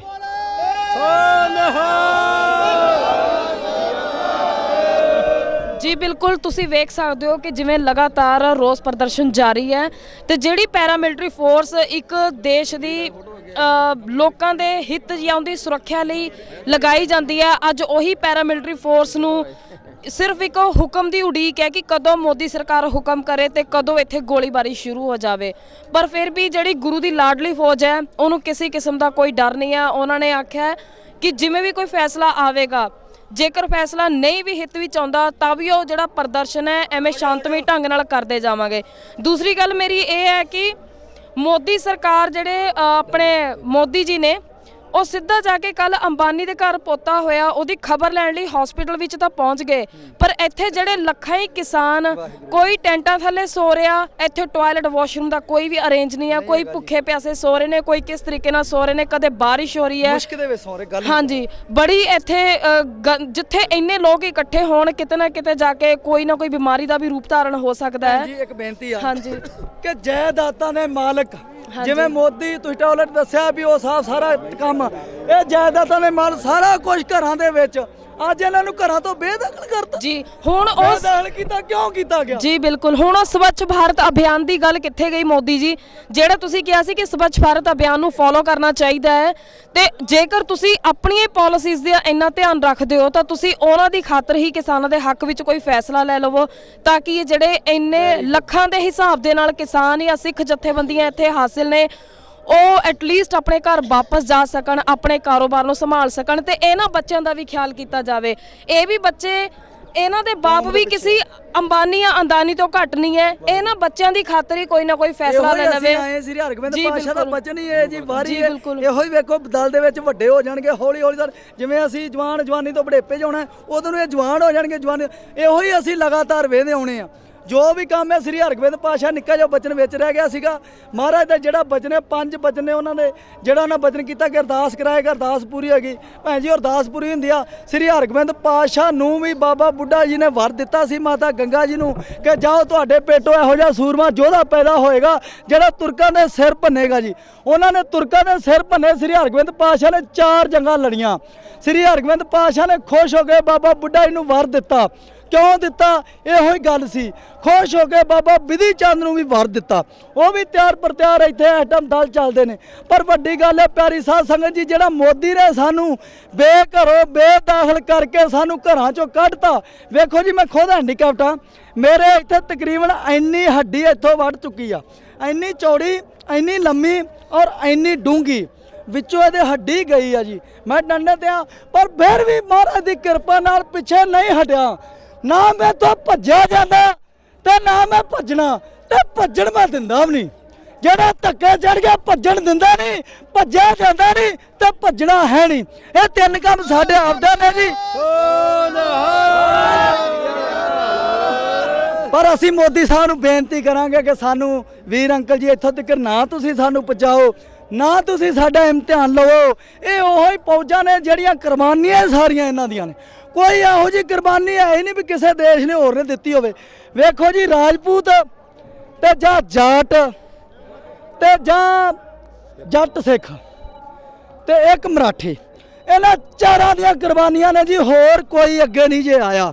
ਜੇ ਇਹਨਾਂ ਨੇ ਕੁਰਬਾਨੀਆਂ ਕੀਤੀਆਂ ਤਾਂ ਸਾਰੀਆਂ ਐਸੇ ਹੀ ਇੱਥੇ ਹੀ ਪੰਥ ਇਹੋ ਹੀ ਪੰਜਾਬ ਦੀਆਂ ਕੁਰਬਾਨੀਆਂ ਨੇ। ਪੰਜਾਬ ਉਹ ਹੀ ਆ ਜਿਹਨੇ ਦਿੱਲੀ ਦੇ ਉੱਤੇ ਝੰਡਾ ਚਲਾ ਕੇ ਰਾਜ ਵਾਪਸ ਦੇ ਦਿੱਤਾ। ਪਰ ਐਤਕੀ ਮੋਦੀ ਸਾਹਿਬ ਝੰਡਾ ਚਲਾ ਕੇ ਰਾਜ ਵਾਪਸ ਨਹੀਂ ਮਿਲਣਾ। ਪਰ ਤੂੰ ਬੰਦਾ ਬਣ ਜਾ, ਸਿਆਣਾ ਬਣ ਜਾ, ਕੰਮ ਰੱਦ ਕਰ ਦੇ, ਸਿਆਣਾ ਬਣ ਜਾ। ਔਰ ਨੌਜਵਾਨ ਹਿੰਦੁਸਤਾਨ ਵੀਰਾਂ ਨੂੰ ਮੇਰੀ ਬੇਨਤੀ ਆ ਕਿ ਹਮ ਆ ਗਏ ਆਪਾਂ ਇੱਥੇ ਪਹੁੰਚ ਗਏ, ਅੱਜ ਤੋਂ ਹੱਥ ਲਾ ਕੇ ਨਹੀਂ ਆਪਾਂ ਵਾਪਸ ਜਾਣਾ, ਇੱਥੇ ਹੀ ਰਹਿਣਾ ਆ। ਦਿੱਲੀ ਜਦੋਂ ਮਿਲੀ ਗਈ, ਦਿੱਲੀ ਦਾ ਜਦੋਂ ਕਬਜ਼ਾ ਹੋ ਗਿਆ ਤਾਂ ਬਾਪ ਵੀ ਮੰਨੂਗਾ, ਕਿਵੇਂ ਨਾ ਮੰਨੂਗਾ। ਜੀ ਤੁਸੀਂ ਵੇਖ ਸਕਦੇ ਹੋ ਕਿ ਕਿਵੇਂ ਜਿਹੜਾ ਗੁਰੂ ਦੀ ਲਾਡਲੀ ਫੌਜ ਤੇ ਸਿੱਖ ਜਥੇਬੰਦੀਆਂ ਕਿਸਾਨ ਜਥੇਬੰਦੀਆਂ ਦੇ ਅੰਦਰ ਰੋਸ ਪ੍ਰਦਰਸ਼ਨ ਹੈ ਲਗਾਤਾਰ ਜਾਰੀ ਹੈ ਤੇ ਉਹਨਾਂ ਦਾ ਉਤਸ਼ਾਹ ਕਦੇ ਵੀ ਘਟਣ ਵਾਲਾ ਨਹੀਂ ਹੈ। ਸੋ ਸਰਕਾਰ ਨੂੰ ਮੈਂ ਵੀ ਅਪੀਲ ਕਰਦੀ ਹਾਂ ਹਲਚਲ ਟੀਵੀ ਕੈਨੇਡਾ ਦੇ ਥਰੂ ਜਲਦੀ ਤੋਂ ਜਲਦੀ ਸਰਕਾਰ ਇਹ ਬਿੱਲ ਨੂੰ ਰੱਦ ਕਰ ਦੇਵੇ ਤਾਂ ਜੋ ਇਹ ਕਿਸਾਨ ਤੇ ਸਿੱਖ ਤੇ ਗੁਰੂ ਦੀ ਲਾਡਲੀ ਫੌਜ ਆਪੋ ਆਪਣੇ ਘਰਾਂ 'ਚ ਜਾਵੇ। ਐਟਲੀਸਟ ਮੋਦੀ ਜੀ ਤੁਸੀਂ ਇਹਨਾਂ ਬੱਚਿਆਂ ਦੀ ਖਾਤਰ ਹੀ ਕੋਈ ਨਾ ਕੋਈ ਫੈਸਲਾ ਲੈ ਲਵੋ। ਇਹਨਾਂ ਦੇ ਬਾਪ ਕਿਸੇ ਅੰਬਾਨੀ ਅਦਾਨੀ ਤੋਂ ਘੱਟ ਨਹੀਂ ਹੈ। ਸੋ ਇਹਨਾਂ ਦੇ ਖਾਤਰ ਹੀ ਇਹ ਸਾਡੇ ਦੇਸ਼ ਦਾ ਫਿਊਚਰ ਹੈ, ਤੁਸੀਂ ਕੋਈ ਫੈਸਲਾ ਲਵੋ ਜੀ। ਜਿਹੜੀਆਂ ਵੇਖੋ ਹਿੰਦੁਸਤਾਨ ਦੀਆਂ ਬੀਬੀਆਂ ਇੱਥੇ, ਤੁਹਾਡੇ ਵਰਗੀਆਂ ਬੀਬੀਆਂ ਮੈਡਮ ਜੀ ਇੱਥੇ, ਸਾਡੀਆਂ ਧੀਆਂ ਭੈਣਾਂ ਨੌਜਵਾਨ ਖੁਦ ਇੱਥੇ ਆ ਰਹੀਆਂ ਨੇ। ਸਾਡੀਆਂ ਧੀਆਂ ਭੈਣਾਂ ਖੁਦ ਘਰ-ਬਾਰ ਛੱਡ ਕੇ ਇੱਥੋਂ ਦਰਸ਼ਨ ਮੇਲੇ ਕਰਕੇ ਭਾਵੇਂ ਜਾ ਹੀ ਰਹੀਆਂ ਨੇ। ਉਹਨਾਂ ਦਾ ਦਿਲ ਵੇਖੋ ਜੀ ਕਿੱਡਾ ਆ, ਉਹਨਾਂ ਦਾ ਜਿਹੜਾ ਅੰਦਰ ਦਾ ਸੀਨਾ ਵੇਖੋ ਜੀ ਕਿੱਡਾ ਆ, ਜਿਹੜੀਆਂ ਇੱਥੇ ਖੁਦ ਆਪ ਆ ਰਹੀਆਂ ਨੇ ਤੇ ਸਾਡਾ ਹੌਸਲਾ ਆਪ ਖੁਦ ਵਧਾ ਰਹੀਆਂ ਨੇ ਜੀ। ਉਹਨਾਂ ਦੀ ਵੀ ਬੜੀ ਵੱਡੀ ਕੁਰਬਾਨੀ ਆ ਔਰ ਇਤਿਹਾਸ ਦੇ ਵਿੱਚ ਵੀ ਬੀਬੀਆਂ ਦੀ ਕੁਰਬਾਨੀ ਆ। ਪਰ ਮੋਦੀ ਸਾਹਿਬ ਨੂੰ ਅਸੀਂ ਵਾਰੀ-ਵਾਰੀ ਇਹੋ ਹੀ ਕਹਾਂਗੇ ਕਿ ਉੱਚੀ ਨਾ ਗੱਲ ਕਰ, ਨੀਵੀਂ ਰੱਖ, ਸਿਆਣਾ ਬਣ ਜਾ। ਜੇ ਕੰਮ ਗਲਤ ਕਰੇਗਾ ਤੇ ਤੇਰੇ ਵਾਸਤੇ ਗਲਤ ਗੱਲ ਹੈ, ਗਲਤੀ ਹੋਊਗਾ। ਬੋਲੇ ਸੋ ਨਿਹਾਲ, ਵਾਹਿਗੁਰੂ ਜੀ ਕਾ ਖਾਲਸਾ, ਵਾਹਿਗੁਰੂ ਜੀ ਕੀ ਫਤਿਹ। ਹਲਚਲ ਟੀਵੀ ਦੇਖਣ ਤੇ ਸੁਣਨ ਵਾਲੇ ਸਰੋਤਿਆਂ ਨੂੰ ਮੇਰੀ ਪਿਆਰ ਭਰੀ ਸਤਿ ਸ਼੍ਰੀ ਅਕਾਲ। ਤੁਸੀਂ ਵੇਖ ਸਕਦੇ ਹੋ ਪਹਿਲਾਂ ਜਿਹੜੀਆਂ ਤਸਵੀਰਾਂ ਸੀ ਉਹ ਸੀ ਕੁੰਡਲੀ ਬਾਰਡਰ ਦੀਆਂ, ਤੇ ਹੁਣ ਅਸੀਂ ਪਹੁੰਚ ਚੁੱਕੇ ਹਾਂ ਸਿੰਧੂ ਬਾਰਡਰ ਤੇ। ਸਿੰਧੂ ਬਾਰਡਰ ਤੇ ਦੇਖੋ ਅਸੀਂ ਤੁਹਾਨੂੰ ਲਾਈਵ ਤਸਵੀਰਾਂ ਦਿਖਾ ਰਹੇ ਹਾਂ, ਜਿਸ ਦੇ ਵਿੱਚ ਤੁਸੀਂ ਦੇਖ ਸਕਦੇ ਹੋ ਕਿ ਇੱਕ ਪਾਸੇ ਕਿਸਾਨਾਂ ਦਾ ਧਰਨਾ ਹੈ ਤੇ ਦੂਜੇ ਪਾਸੇ ਪੈਰਾਮਿਲਟਰੀ ਫੋਰਸ ਹੈ, ਤੇ ਇੱਥੇ ਵੱਡੇ ਵੱਡੇ ਬੈਰੀਗੇਡਸ ਲਗਾਏ ਹੋਏ ਨੇ ਔਰ ਲੋਹੇ ਦੀਆਂ ਤਾਰਾਂ ਲਗਾਈਆਂ ਤਾਂ ਜੋ ਕਿਸਾਨ ਜਥੇਬੰਦੀਆਂ ਅੱਗੇ ਨਾ ਵਧ ਸਕਣ। ਤੇ ਦੂਸਰੇ ਪਾਸੇ ਤੁਸੀਂ ਦੇਖ ਸਕਦੇ ਹੋ ਵੱਡੇ ਵੱਡੇ ਟਰੱਕ ਹੈ ਜਿਹੜੇ ਮਿੱਟੀ ਨਾਲ ਲੋਡ ਕਰਕੇ ਰੱਖੇ ਗਏ ਨੇ, ਮਸ਼ੀਨਸ ਵੀ ਰੱਖੀਆਂ ਗਈਆਂ ਨੇ, ਤੇ ਮਿਲਟਰੀ ਇੱਥੇ ਤੈਨਾਤ ਹੈ, ਹਥਿਆਰਬੰਦ ਨੇ। ਉਹ ਸ਼ਾਇਦ ਸਰਕਾਰ ਦੇ ਹੁਕਮ ਦੀ ਉਡੀਕ ਕਰ ਰਹੇ ਨੇ ਕਿ ਕੀ ਫੈਸਲਾ ਹੋਵੇ ਅੱਗੇ, ਤਾਂ ਜੋ ਅੱਗੇ ਸਿੱਖ ਜਥੇਬੰਦੀਆਂ ਜਾਂ ਫਿਰ ਕਿਸਾਨ ਜਥੇਬੰਦੀਆਂ ਜੋ ਵੀ ਅੱਗੇ ਵਧਣਗੀਆਂ ਜਾਂ ਫਿਰ ਸਰਕਾਰ ਦਾ ਜੋ ਵੀ ਆਪਣਾ ਹੁਕਮ ਹੋਏਗਾ ਉਸ ਦੇ ਦੌਰਾਨ ਉਹ ਖੁਸ਼ੀ-ਖੁਸ਼ੀ ਆਪਣੇ ਵਾਪਸ ਪਰਤਣਗੇ। ਆਓ ਅਸੀਂ ਗੱਲਬਾਤ ਕਰਦੇ ਹਾਂ ਇਹਨਾਂ ਨਾਲ। ਸਤਿ ਸ਼੍ਰੀ ਅਕਾਲ ਜੀ। ਖਾਲਸਾ, ਵਾਹਿਗੁਰੂ ਜੀ ਕੀ ਫਤਿਹ। ਕੀ ਨਾਮ ਹੈ ਤੁਹਾਡਾ? ਦਲਬੀਰ ਸਿੰਘ ਜੀ। ਕਿੱਥੋਂ ਆਏ ਹੋ ਤੁਸੀਂ? ਅਸੀਂ ਖਡੂਰ ਸਾਹਿਬ, ਜ਼ਿਲ੍ਹਾ ਤਰਨਤਾਰਨ ਤੋਂ ਜੀ। ਜੀ ਬਿਲਕੁਲ। ਕਿੰਨੇ ਟਾਈਮ ਤੋਂ ਆ ਰਹੇ ਹੋ ਤੁਸੀਂ ਇੱਥੇ? ਅਸੀਂ ਜੀ 11 ਤਰੀਕ ਦੇ ਚੱਲੇ ਆ ਜੀ, ਤੇ ਪਰਸੋਂ ਇੱਥੇ ਉਪੜੇ ਆ ਜੀ। ਹਾਂਜੀ। ਤੁਹਾਡਾ ਕੀ ਖਿਆਲ ਹੈ ਕਿ ਸਰਕਾਰ ਜਿਹੜਾ ਫੈਸਲਾ ਦੇ ਰਹੀ ਹੈ, ਜਦ ਭਰੋਸੇਮੰਦ ਸੂਤਰਾਂ ਤੋਂ ਮਿਲੀ ਜਾਣਕਾਰੀ ਦੇ ਅਨੁਸਾਰ ਸਾਨੂੰ ਪਤਾ ਲੱਗਿਆ ਕਿ ਸਰਕਾਰ ਦਾ ਐਲਾਨ ਹੈ ਕਿ ਇਸ ਬਿੱਲ ਦੇ ਵਿੱਚ ਸ਼ੋਧ ਕੀਤਾ ਜਾਵੇਗਾ ਪਰ ਇਹ ਬਿੱਲ ਕੈਂਸਲ ਨਹੀਂ ਹੋਵੇਗਾ। ਸੋ ਤੁਹਾਡਾ ਇਸ ਬਾਰੇ ਵਿੱਚ ਕੀ ਵਿਚਾਰ ਹੈ? ਅਸੀਂ ਜਿਹੜੇ ਚੱਲ ਗਏ ਆ ਗੁਰੂ ਅੰਗਦ ਦੇਵ ਦੀ ਧਰਤੀ ਤੋਂ, ਜੋ ਵੀ ਸਾਡੇ ਆਗੂ ਗਾੜੀ ਲੱਗੇ ਨੇ, ਭੰਡੇਰ ਸਾਹਿਬ ਹੋਣੀ, ਜੋ ਵੀ ਉਹ ਸਾਨੂੰ ਹੁਕਮ ਕਰਨਗੇ ਅਸੀਂ ਮੋਰਚਾ ਫਤਿਹ ਕਰਕੇ ਇੱਥੋਂ ਫੇਰ ਜਾਵਾਂਗੇ। ਜਿਹੜੇ ਕਾਨੂੰਨ ਲਾਗੂ ਕੀਤੇ ਆ ਉਹ ਵਾਪਸ ਕਰਾ ਕੇ ਜਾਵਾਂਗੇ, ਤੇ ਵਾਪਸ ਕਰਾਉਣ ਬੱਲੇ ਆਏ ਆ, ਤੇ ਇੱਥੋਂ ਫੇਰ ਜਾਵਾਂਗੇ ਜਦੋਂ ਮੋਦੀ ਵਾਪਸ ਕਰੂਗਾ। ਜੀ ਬਿਲਕੁਲ। ਜਿਹੜੇ ਕਾਲੇ ਕਾਨੂੰਨ ਮੋਦੀ ਸਰਕਾਰ ਵੱਲੋਂ ਬਣਾਏ ਗਏ ਨੇ ਉਸ ਦੇ ਬਾਰੇ ਵਿੱਚ ਤੁਸੀਂ ਕੀ ਕਹਿਣਾ ਚਾਹੋਗੇ? ਅਸੀਂ ਜੀ ਇਹ ਰੱਦ ਕਰਾ ਕੇ ਜਾਵਾਂਗੇ। ਜਿਹੜੇ ਕਾਲੇ ਕਾਨੂੰਨ ਇਹਨੇ ਬਣਾਏ ਨੇ ਅਸੀਂ ਰੱਦ ਕਰਾਉਣ ਵਾਲੇ ਮਾਝੇ ਦੇ ਮਝੈਲ ਲਾਗੇ ਮਾਲਵੇ ਦੇ ਜੋ ਸਾਡੇ ਹਰਿਆਣੇ ਦੇ ਵੀਰ ਆ, ਸਾਡੇ ਨਾਲ ਜੋ ਵੀ ਸਾਡਾ ਸੰਘਰਸ਼ ਆ ਵੱਧ ਤੋਂ ਵੱਧ ਚੜ੍ਹਦੀ ਕਲਾ ਨਾਲ ਜਾ ਰਿਹਾ ਵਾ, ਤੇ ਇਸ ਤਰ੍ਹਾਂ ਹੀ ਜਾਊਗਾ, ਤੇ ਮੋਰਚਾ ਫਤਿਹ ਕਰਕੇ ਅਸੀਂ ਜਾਵਾਂਗੇ ਇੱਥੋਂ। ਜੀ ਬਿਲਕੁਲ। ਤੁਸੀਂ ਦੇਖ ਸਕਦੇ ਹੋ ਕਿ ਸਿੰਧੂ ਬਾਰਡਰ ਤੇ ਵੀ ਕਿਸਾਨ ਤੇ ਸਿੱਖ ਜਥੇਬੰਦੀਆਂ ਦਾ ਜਿਹੜਾ ਰੋਸ ਪ੍ਰਦਰਸ਼ਨ ਲਗਾਤਾਰ ਜਾਰੀ ਹੈ। ਉਹਨਾਂ ਦੇ ਅੰਦਰ ਉਤਸ਼ਾਹ ਦੀ ਲਹਿਰ ਉਵੇਂ ਹੀ ਬਰਕਰਾਰ ਹੈ ਜਿਵੇਂ ਕੁੰਡਲੀ ਬਾਰਡਰ ਤੇ ਹੈ। ਸੋ ਹਰ ਇੱਕ ਦਾ ਪ੍ਰਦਰਸ਼ਨ ਕਰਨ ਦਾ ਤਰੀਕਾ ਜਿਹੜਾ ਅਲੱਗ ਹੈ, ਪਰੰਤੂ ਮੁਕਾਮ ਸਾਰਨ ਦਾ ਇੱਕ ਹੈ। ਹਰ ਕੋਈ ਇਹੋ ਚਾਹੁੰਦਾ ਹੈ ਕਿ ਜਿਹੜੇ ਕਾਲੇ ਕਾਨੂੰਨ ਬਣਾਏ ਨੇ ਇਹਨਾਂ ਨੂੰ ਰੱਦ ਕੀਤਾ ਜਾਵੇ। ਹਾਂਜੀ, ਸਤਿ ਸ਼੍ਰੀ ਅਕਾਲ ਜੀ। ਤੁਸੀਂ ਕੀ ਕਹਿਣਾ ਚਾਹੁੰਦੇ ਹੋ ਇਸ ਕਾਲੇ ਕਾਨੂੰਨਾਂ ਬਾਰੇ? ਇਹਦੀ ਰੱਦ ਕਰਨੇ ਚਾਹੀਦੇ ਨੇ ਆਪਾਂ ਨੂੰ। ਜੀ ਬਿਲਕੁਲ। ਹਾਂਜੀ। ਜੇਕਰ ਸਰਕਾਰ ਇਹ ਕਾਨੂੰਨ ਰੱਦ ਕਰ ਦਿੰਦੀ ਹੈ ਫਿਰ ਉਸ ਤੋਂ ਬਾਅਦ ਕੀ ਹੋਊਗਾ? ਉਸ ਤੋਂ ਬਾਅਦ ਆਪਾਂ ਨੂੰ ਆਪਣੀਆਂ ਫਸਲਾਂ ਦੇ ਸਹੀ ਭਾਅ ਮਿਲਣਗੇ ਜੋ ਕਿ ਆਪਾਂ ਨੂੰ ਚਾਹੀਦੇ ਹਨ। ਹਾਂਜੀ, ਕਿਉਂਕਿ ਜੇ ਉਹ ਨਹੀਂ ਰੱਦ ਕਰਦੇ ਤਾਂ ਆਪਣੀ ਕਿਸਾਨੀ ਡੁੱਬ ਸਕਦੀ ਹੈ। ਜੀ ਬਿਲਕੁਲ। Thank you. ਵਧੀਆ ਲੱਗਿਆ ਤੁਹਾਡੇ ਨਾਲ ਗੱਲਬਾਤ ਕਰਕੇ। ਜਿਵੇਂ ਦੇਖੋ ਕਿਸਾਨਾਂ ਦਾ ਕਹਿਣਾ ਹੈ ਕਿ ਜੇਕਰ ਇਹ ਕਾਨੂੰਨ ਰੱਦ ਹੋ ਜਾਂਦਾ ਹੈ ਫਿਰ ਉਹਨਾਂ ਨੂੰ ਉਹਨਾਂ ਦੀ ਫਸਲਾਂ ਦੇ ਜਿਹੜੇ ਮੁੱਲ ਹੈ ਪ੍ਰੋਪਰ ਦਿੱਤੇ ਜਾਣਗੇ, ਜਿਸ ਦੇ ਨਾਲ ਉਹਦੇ ਘਰ-ਬਾਰ ਤੇ ਕਾਰੋਬਾਰ ਜਿਹੜੇ ਆ ਵਧੀਆ ਤਰੀਕੇ ਨਾਲ ਚੱਲਣਗੇ। ਸੋ ਸਰਕਾਰ ਨੂੰ ਅਪੀਲ ਹੈ ਕਿ ਜਲਦੀ ਤੋਂ ਜਲਦੀ ਇਹ ਫੈਸਲਾ ਲਵੇ ਤਾਂ ਜੋ ਕਿਸਾਨ ਅਤੇ ਬਾਕੀ ਲੋਕ ਜਿਹੜੇ ਇਸ ਪ੍ਰਦਰਸ਼ਨ ਦਾ ਹਿੱਸਾ ਬਣੇ ਹੋਏ ਨੇ ਉਹ ਆਰਾਮ ਨਾਲ ਆਪਣੇ ਘਰ ਵਾਪਸ ਪਰਤ ਸਕਣ ਤੇ ਦਿੱਲੀ ਨੂੰ ਵੀ ਜਿਹੜਾ ਖਾਲੀ ਕਰਕੇ ਜਾਣ, ਕਿਉਂਕਿ ਦਿੱਲੀ ਦੇ ਜਿਹੜੇ ਕਾਰੋਬਾਰੀ ਨੇ ਉਹਨਾਂ ਤੇ ਵੀ ਕਾਫੀ ਵੱਡਾ ਅਸਰ ਪਿਆ ਹੋਇਆ ਹੈ ਇਸ ਚੀਜ਼ ਦੇ ਨਾਲ। ਇੰਨੇ ਲੋਕਾਂ ਦਾ ਪ੍ਰਦਰਸ਼ਨ, ਚੱਕਾ ਜਾਮ ਹੋਇਆ ਪਿਆ। ਸ਼ਾਇਦ ਕਿਸੇ ਨੇ ਜ਼ਰੂਰੀ ਕੰਮ ਲਈ ਕਿਤੇ ਹੋਰ ਵੀ ਜਾਣਾ ਹੋਵੇ, ਪਰੰਤੂ ਜਿਹੜਾ ਚੱਕਾ ਜਾਮ ਹੈ ਉਹ ਕਿਤੇ ਨਾ ਕਿਤੇ ਜਾ ਕੇ ਇਸ ਤਰੀਕੇ ਨਾਲ ਮਤਲਬ ਕਿ ਇਕਨੋਮੀ ਤੇ ਵੀ ਬਹੁਤ ਵੱਡਾ ਘਾਟਾ ਪੈ ਰਿਹਾ। ਸੋ ਮੋਦੀ ਸਰਕਾਰ ਨੂੰ ਜਾਗਣਾ ਚਾਹੀਦਾ ਤੇ ਇਸ ਗੱਲ ਬਾਰੇ ਸੋਚਣਾ ਚਾਹੀਦਾ ਕਿ ਕਦੋਂ ਇਸ ਗੱਲ ਦਾ ਫੈਸਲਾ ਲਵੇ ਤਾਂ ਜੋ ਹਰ ਇੱਕ ਕਿਸਾਨ ਜਿਹੜਾ ਹੈਗਾ ਸੁਖੀ ਰਹਿ ਸਕੇ। ਤੁਸੀਂ ਵੇਖ ਸਕਦੇ ਹੋ ਸਿੰਧੂ ਬਾਰਡਰ ਤੇ ਅਸੀਂ ਖੜੇ ਹਾਂ। ਇੱਥੋਂ ਦੀਆਂ ਲਾਈਵ ਤਸਵੀਰਾਂ ਤੇ ਲੋਕਾਂ ਦੇ ਨਾਲ ਗੱਲਬਾਤ ਜਿਹੜੀ ਅਸੀਂ ਤੁਹਾਡੇ ਨਾਲ ਲਾਈਵ ਸ਼ੇਅਰ ਕਰ ਰਹੇ ਹਾਂ। ਹਾਂਜੀ, ਸਤਿ ਸ਼੍ਰੀ ਅਕਾਲ ਜੀ। ਮਾਸਕ ਉਤਾਰ ਲਓ 2 ਮਿੰਟ ਲਈ ਆਪਣਾ। ਹਾਂਜੀ, ਕਿੱਥੋਂ ਆਏ ਤੁਸੀਂ? ਦਿੱਲੀ ਤੋਂ। ਦਿੱਲੀ ਇੱਥੋਂ ਦੀ ਰਹਿਣ ਵਾਲੇ ਹੋ ਤੁਸੀਂ? ਹਾਂਜੀ, ਦਿੱਲੀ। ਤੁਸੀਂ ਇਸ ਪ੍ਰਦਰਸ਼ਨ ਦਾ ਹਿੱਸਾ ਬਣੇ ਹੋ? समर्थक ਹੋ ਤੁਸੀਂ? ਕੀ ਚਾਹੁੰਦੇ ਹੋ ਤੁਸੀਂ ਮੋਦੀ ਸਰਕਾਰ ਨੂੰ ਕੀ ਕਹਿਣਾ ਚਾਹੁੰਦੇ ਹੋ? नहीं, हम मोदी सरकार से रिक्वेस्ट ही करना चाहते हैं कि जो हमारे बहन भाई हमारा सब इतना काम छोड़ के अपना इस इतने प्रीवियस टाइम में अपने यहाँ पे बैठे हुए सर्दी में कोरोना काल में आपको सुनना चाहिए, इनकी बात को सुनना चाहिए और जो दिक्कतें हैं समझनी भी चाहिए सरकार को कि क्या क्या दिक्कतें हैं। जिन्होंने खेती नहीं की, जिनका संबंध खेती से नहीं है, वो लोग कानून बनाने के लिए आपने बैठाए हुए हैं वहाँ पे आपके मंत्रालय में या कहीं भी, उनको उन चीज़ों की समझ नहीं है। मैं मोदी सरकार से यही एक दरख्वास्त करती हूँ कि आप कुछ ऐसे लोगों को अपनी कमेटी में या कहीं भी शामिल करिए जहाँ से कुछ सुलझन निकलेगी तो कितने सारे लोग परेशान हैं। यहाँ आसपास के रहने वाले लोगों को भी दिक्कत है। किस तरह की दिक्कत का सामना करना पै रहा है इत्थों दे रहने वाले लोगों को? आने जाने की भी दिक्कत है और जो डेली यूज की दिक्कत है, जो सामान की दिक्कत है, हर चीज़ की दिक्कत है। अब इतना सारा एक हजूम है, एक मेला है, ये तो एक तरह से मेले की तरह हो गया। और यहाँ लोगों को रहने वाले कितने बुजुर्ग लोग हैं यहाँ पे, इतनी सर्दी में इतने बुजुर्ग लोग, बच्चे, औरतें, महिलाएं सब हैं, तो उनको सबको दिक्कत है। कि ਜਿਹੜੇ ਲੋਕ ਇੱਥੇ ਰੋਸ ਪ੍ਰਦਰਸ਼ਨ ਕਰ ਰਹੇ ਨੇ ਉਹਨਾਂ ਦਾ ਦਿੱਲੀ ਦੇ ਰਹਿਣ ਵਾਲੇ ਲੋਕਾਂ ਨੂੰ ਕਿਸੇ ਕਿਸਮ ਦਾ ਕੋਈ ਨੁਕਸਾਨ ਤਾਂ ਨਹੀਂ ਹੋਇਆ? नहीं, हमें कोई नुकसान, क्योंकि दिल्ली वाले लोग कहाँ से आते हैं? दिल्ली वाले भी लोग, कोई पंजाब से बिलोंग करता है, कोई हरियाणा से बिलोंग करता है, कोई गुजरात से बिलोंग करता है, कोई यूपी से, कोई बिहार से, कोई राजस्थान से। दिल्ली अकेले दिल्ली से तो कभी नहीं बनी ना। हम लोग भी तो किसानों, हमारी रूट्स क्या हैं, हमारी जड़ कहाँ से है? हमारे जड़, हमारे पेरेंट्स, हमारे माता पिता। अब जो यहाँ आपकी सेवा में खड़े हैं, पुलिस खड़ी है या फोर्स खड़ी है, वो बच्चे कहाँ से आते हैं?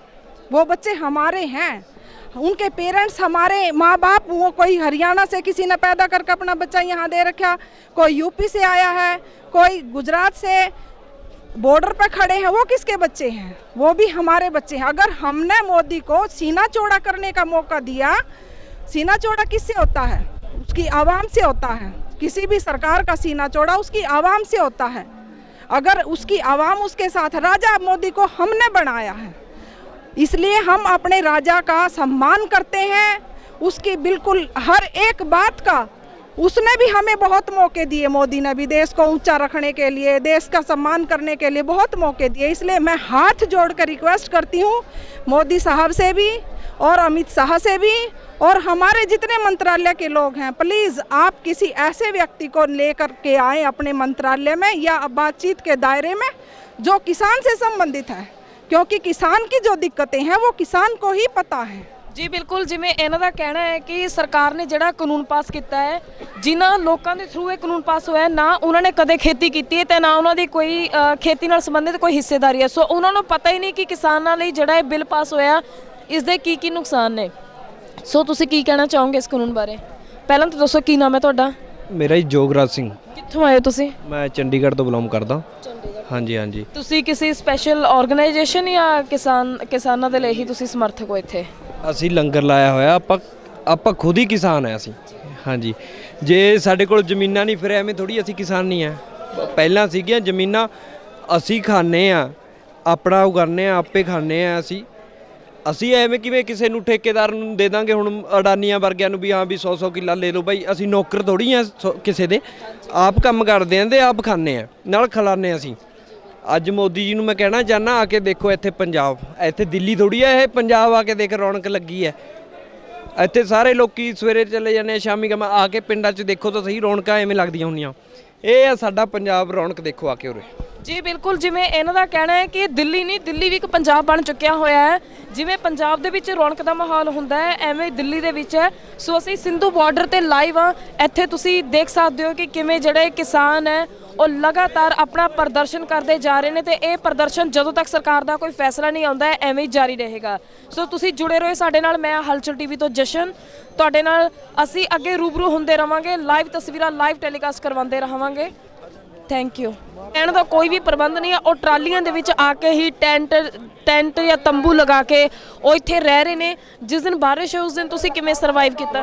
ट्रालियां सही ट्रालियां दे विच ही। सो तुसी पक्का प्रबंध करके आए हो? ਜੇ ਰੱਬ ਨਾ ਕਰੇ ਕੋਈ ਹੋਰ ਤੂਫਾਨ ਜਾਂ ਸੁਨਾਮੀ ਆ ਗਈ ਫਿਰ ਵੀ ਤੁਸੀਂ ਇੱਥੇ ਬੈਠੋ? ਹਾਂਜੀ ਇੱਥੇ ਰਹਾਂਗੇ। ਹਾਂਜੀ ਤੁਸੀਂ ਮਤਲਬ ਕਿ ਧਰਨਾ ਛੱਡ ਕੇ ਨਹੀਂ ਜਾਣਾ? ਜੇ ਸਾਲ ਲੱਗ ਜੇ ਭਾਵੇਂ 6 ਮਹੀਨੇ 2 ਸਾਲ ਲੱਗ ਜਾਣ ਤਾਂ ਵੀ ਅਸੀਂ ਇੱਥੇ ਰਵਾਂਗੇ।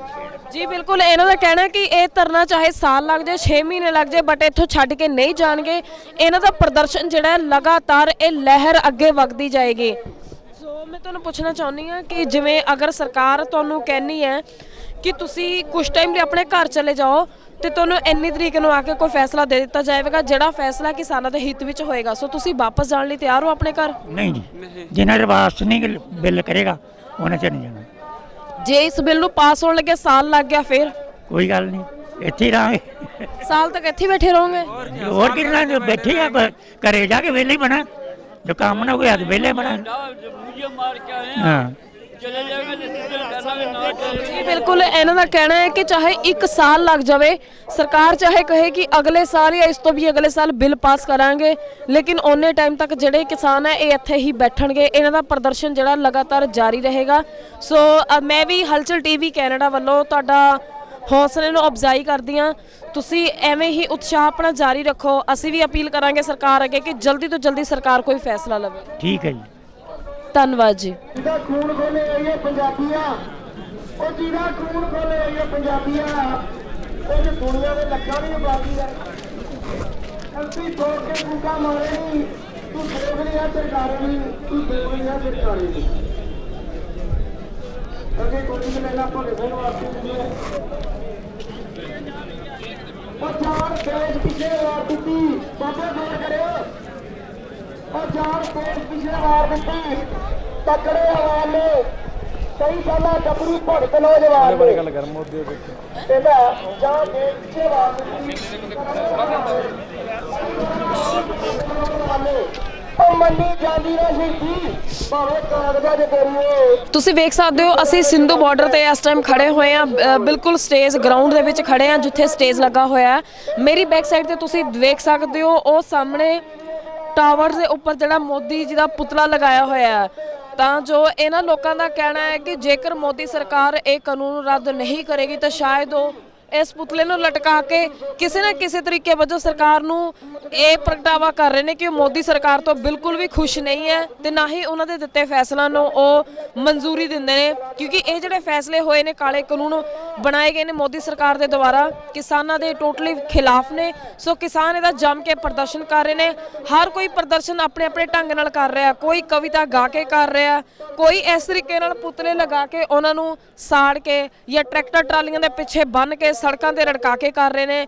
ਪਰੰਤੂ ਜਿਹੜਾ ਸਾਰਿਆਂ ਦਾ ਮਕਸਦ ਉਹ ਇੱਕੋ ਹੀ ਆ। ਹਰ ਕੋਈ ਇਹੀ ਚਾਹੁੰਦਾ ਹੈ ਕਿ ਜਿਹੜਾ ਵੀ ਕਾਨੂੰਨ ਇਹ ਬਣਿਆ ਹੈ ਇਹ ਤਿੰਨੋਂ ਕਾਨੂੰਨ ਰੱਦ ਕੀਤੇ ਜਾਣੇ।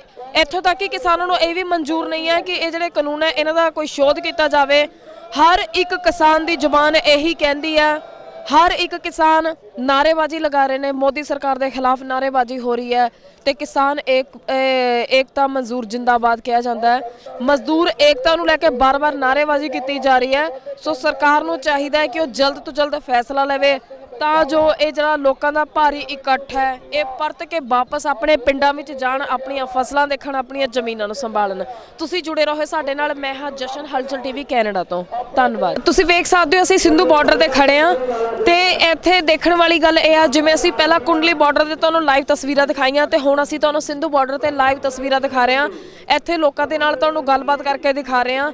ਇਹ ਲਾਈਵ ਟੈਲੀਕਾਸਟ ਚੱਲ ਰਿਹਾ।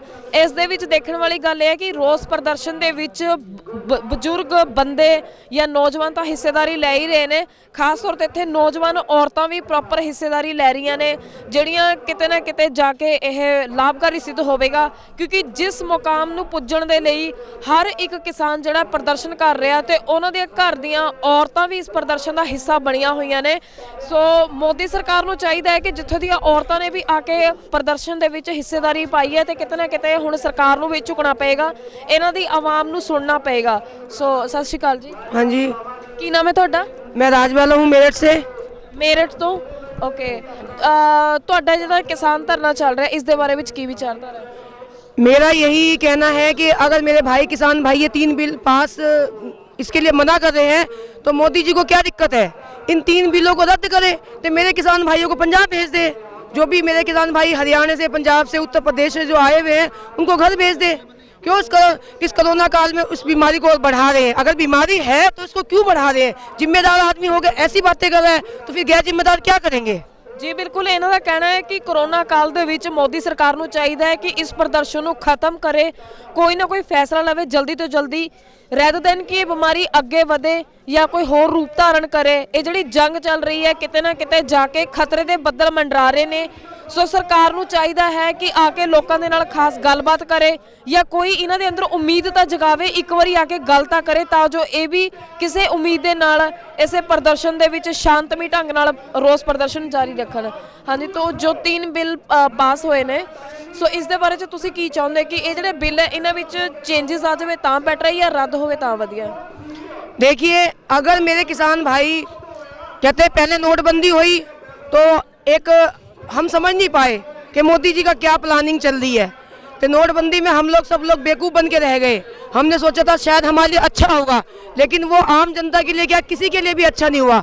आज तक वो काला धन बताओ कहाँ पे है?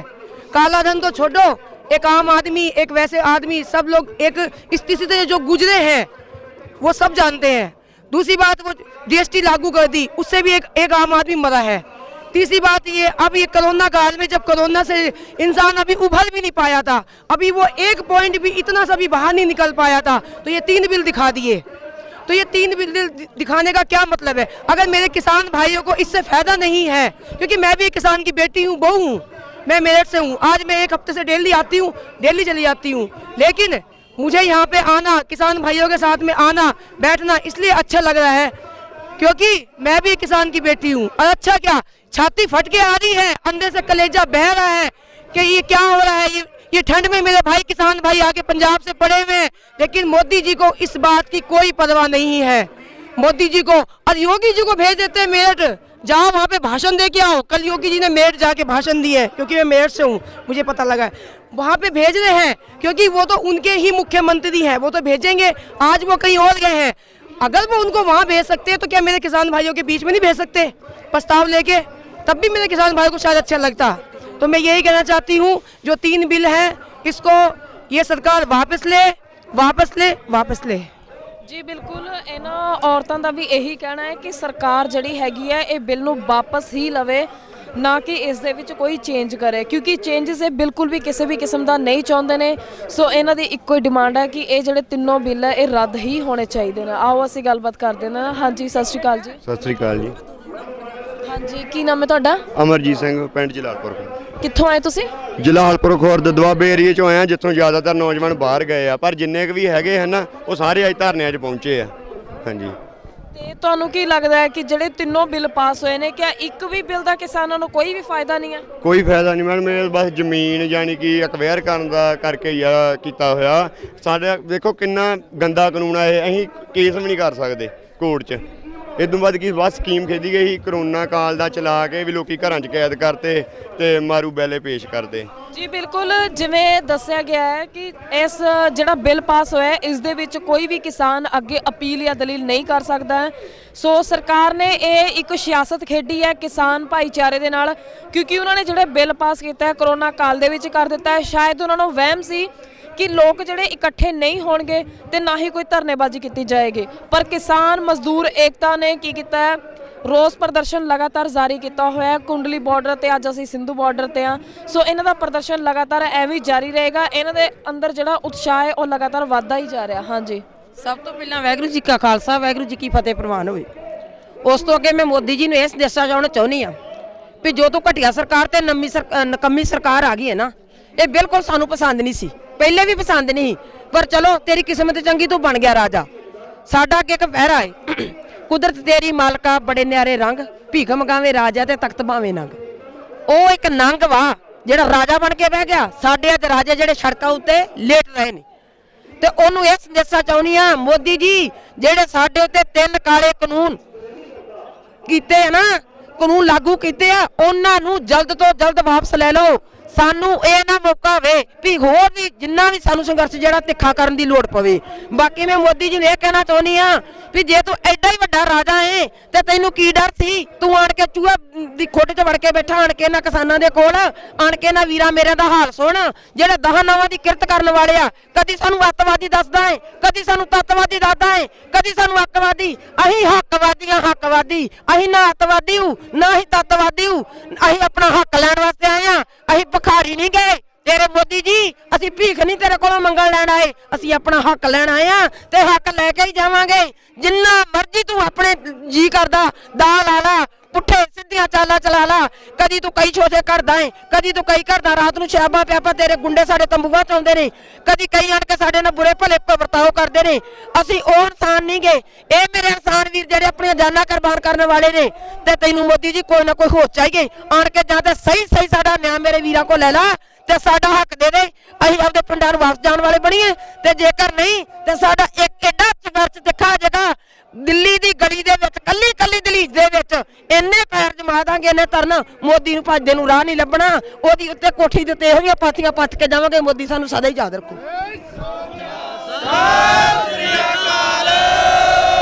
ਜੀ ਤੁਸੀਂ ਵੇਖ ਸਕਦੇ ਹੋ ਕਿ ਸਾਡੀਆਂ ਇੱਥੇ ਮਾਤਾਵਾਂ ਭੈਣਾਂ ਜਿਹੜਾ ਕਿ ਰੋਸ ਪ੍ਰਦਰਸ਼ਨ ਦਾ ਹਿੱਸਾ ਨੇ, ਇਹਨਾਂ ਦੇ ਦਿਲਾਂ ਦੇ ਅੰਦਰ ਕਿੰਨਾ ਜ਼ਿਆਦਾ ਜ਼ਹਿਰ ਭਰਿਆ ਹੋਇਆ ਮੋਦੀ ਸਰਕਾਰ ਦੇ ਲਈ। ਸੋ ਇਹ ਚਾਹੁੰਦੇ ਨੇ ਕਿ ਮੋਦੀ ਸਰਕਾਰ ਜਲਦੀ ਤੋਂ ਜਲਦੀ ਕੋਈ ਫੈਸਲਾ ਲਵੇ ਤਾਂ ਜੋ ਆਪਣੇ ਪਿੰਡਾਂ ਨੂੰ ਵਾਪਸ ਪਰਤ ਸਕਣ ਤੇ ਆਪਣੇ ਘਰ-ਬਾਰ ਨੂੰ ਜਿਹੜਾ ਦੁਬਾਰਾ ਸੰਭਾਲ ਸਕਣ। ਹਾਂਜੀ, ਸਤਿ ਸ਼੍ਰੀ ਅਕਾਲ ਜੀ। ਸਤਿ ਸ਼੍ਰੀ ਅਕਾਲ ਜੀ। ਕੀ ਨਾਮ ਹੈ ਤੁਹਾਡਾ? ਰਮਨਦੀਪ ਕੌਰ ਮਰ। ਕਿੱਥੋਂ ਆਏ ਤੁਸੀਂ? ਡਿਸਟ੍ਰਿਕਟ ਫਿਰੋਜ਼ਪੁਰ ਤੋਂ ਜੀ। ਫਿਰੋਜ਼ਪੁਰ ਤੋਂ ਆਏ। ਕਿੰਨੇ ਟਾਈਮ ਤੋਂ ਤੁਸੀਂ ਆ ਰਹੇ ਹੋ ਇੱਥੇ? ਮੈਂ ਜੀ 25 ਤਰੀਕ ਤੋਂ ਇੱਥੇ ਹਾਂ ਜੀ ਅਸੀਂ। ਓਕੇ, ਤੇ ਇੱਥੇ ਰਹਿਣ ਦਾ ਪ੍ਰਬੰਧ ਹੈ ਤੁਹਾਡਾ? ਹਾਂਜੀ, ਅਸੀਂ ਆਪਣੀਆਂ ਗੱਡੀਆਂ ਦੇ ਵਿੱਚ ਰਹਿ ਰਹੇ ਹਾਂ। ਗੱਡੀਆਂ ਦੇ ਵਿੱਚ ਹੀ ਰਹਿ ਰਹੇ ਹੋ?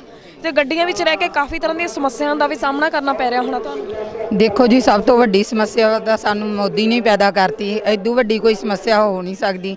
ਜੇ ਅਸੀਂ ਮੋਦੀ ਨਾਲ ਲੜ ਸਕਦੇ ਹਾਂ ਤਾਂ ਫਿਰ ਸਾਨੂੰ ਪੈਣ ਬਹਿਣ ਦੀ ਤਾਂ ਮੈਨੂੰ ਨਹੀਂ ਲੱਗਦਾ ਇਹਨੂੰ ਕੋਈ ਪ੍ਰੋਬਲਮ ਹੋਊਗੀ। ਜੀ ਬਿਲਕੁਲ, ਤੁਸੀਂ ਵੇਖ ਸਕਦੇ ਹੋ ਕਿ ਇਹ ਨੌਜਵਾਨ ਭੈਣਾਂ ਦਾ ਕਿੰਨਾ ਹੌਸਲਾ ਹੈ। ਸੋ ਇਹਨਾਂ ਦਾ ਕਹਿਣਾ ਹੈ ਕਿ ਇਹਨਾਂ ਦਾ ਇੱਥੇ ਰਹਿਣ ਦਾ ਸੌਣ ਦਾ ਕੋਈ ਵੀ ਪ੍ਰਬੰਧ ਨਹੀਂ ਹੈ। ਇਹ ਜਿਹੜੇ ਵਹੀਕਲਸ ਆਏ ਨੇ ਉਹਨਾਂ ਦੇ ਵਿੱਚ ਹੀ ਸੋ ਰਹੇ ਨੇ, ਪੈ ਰਹੇ ਨੇ, ਉੱਠ ਰਹੇ ਨੇ। ਸੋ ਇਹਨਾਂ ਦਾ ਕਹਿਣਾ ਹੈ ਕਿ ਜੇ ਇਹ ਮੋਦੀ ਸਰਕਾਰ ਦੇ ਖਿਲਾਫ ਆਵਾਜ਼ ਉਠਾ ਸਕਦੇ ਨੇ ਤਾਂ ਆ ਮਾੜੇ ਮੋਟੇ ਦੁੱਖ ਇਹਨਾਂ ਨੂੰ ਕਿਤੇ ਵੀ ਬਤੀਤ ਨਹੀਂ ਹੁੰਦੇ ਨੇ। ਸੋ ਮੇਰੀ ਵੀ ਇਹੀ ਅਪੀਲ ਹੈ ਸਰਕਾਰ ਦੇ ਅੱਗੇ ਕਿ ਉਹ ਜਲਦੀ ਤੋਂ ਜਲਦੀ ਫੈਸਲਾ ਲਵੇ ਤਾਂ ਜੋ ਇਹ ਨੌਜਵਾਨ ਭੈਣਾਂ, ਮਾਤਾਵਾਂ ਜਾਂ ਕਿਸਾਨ ਜਥੇਬੰਦੀਆਂ, ਸਿੱਖ ਜਥੇਬੰਦੀਆਂ ਵਾਪਸ ਆਪਣੇ ਆਪਣੇ ਪਿੰਡਾਂ ਵਿੱਚ ਪਰਤ ਸਕਣ ਤੇ ਆਪਣਾ ਕੰਮ ਸੰਭਾਲ ਸਕਣ।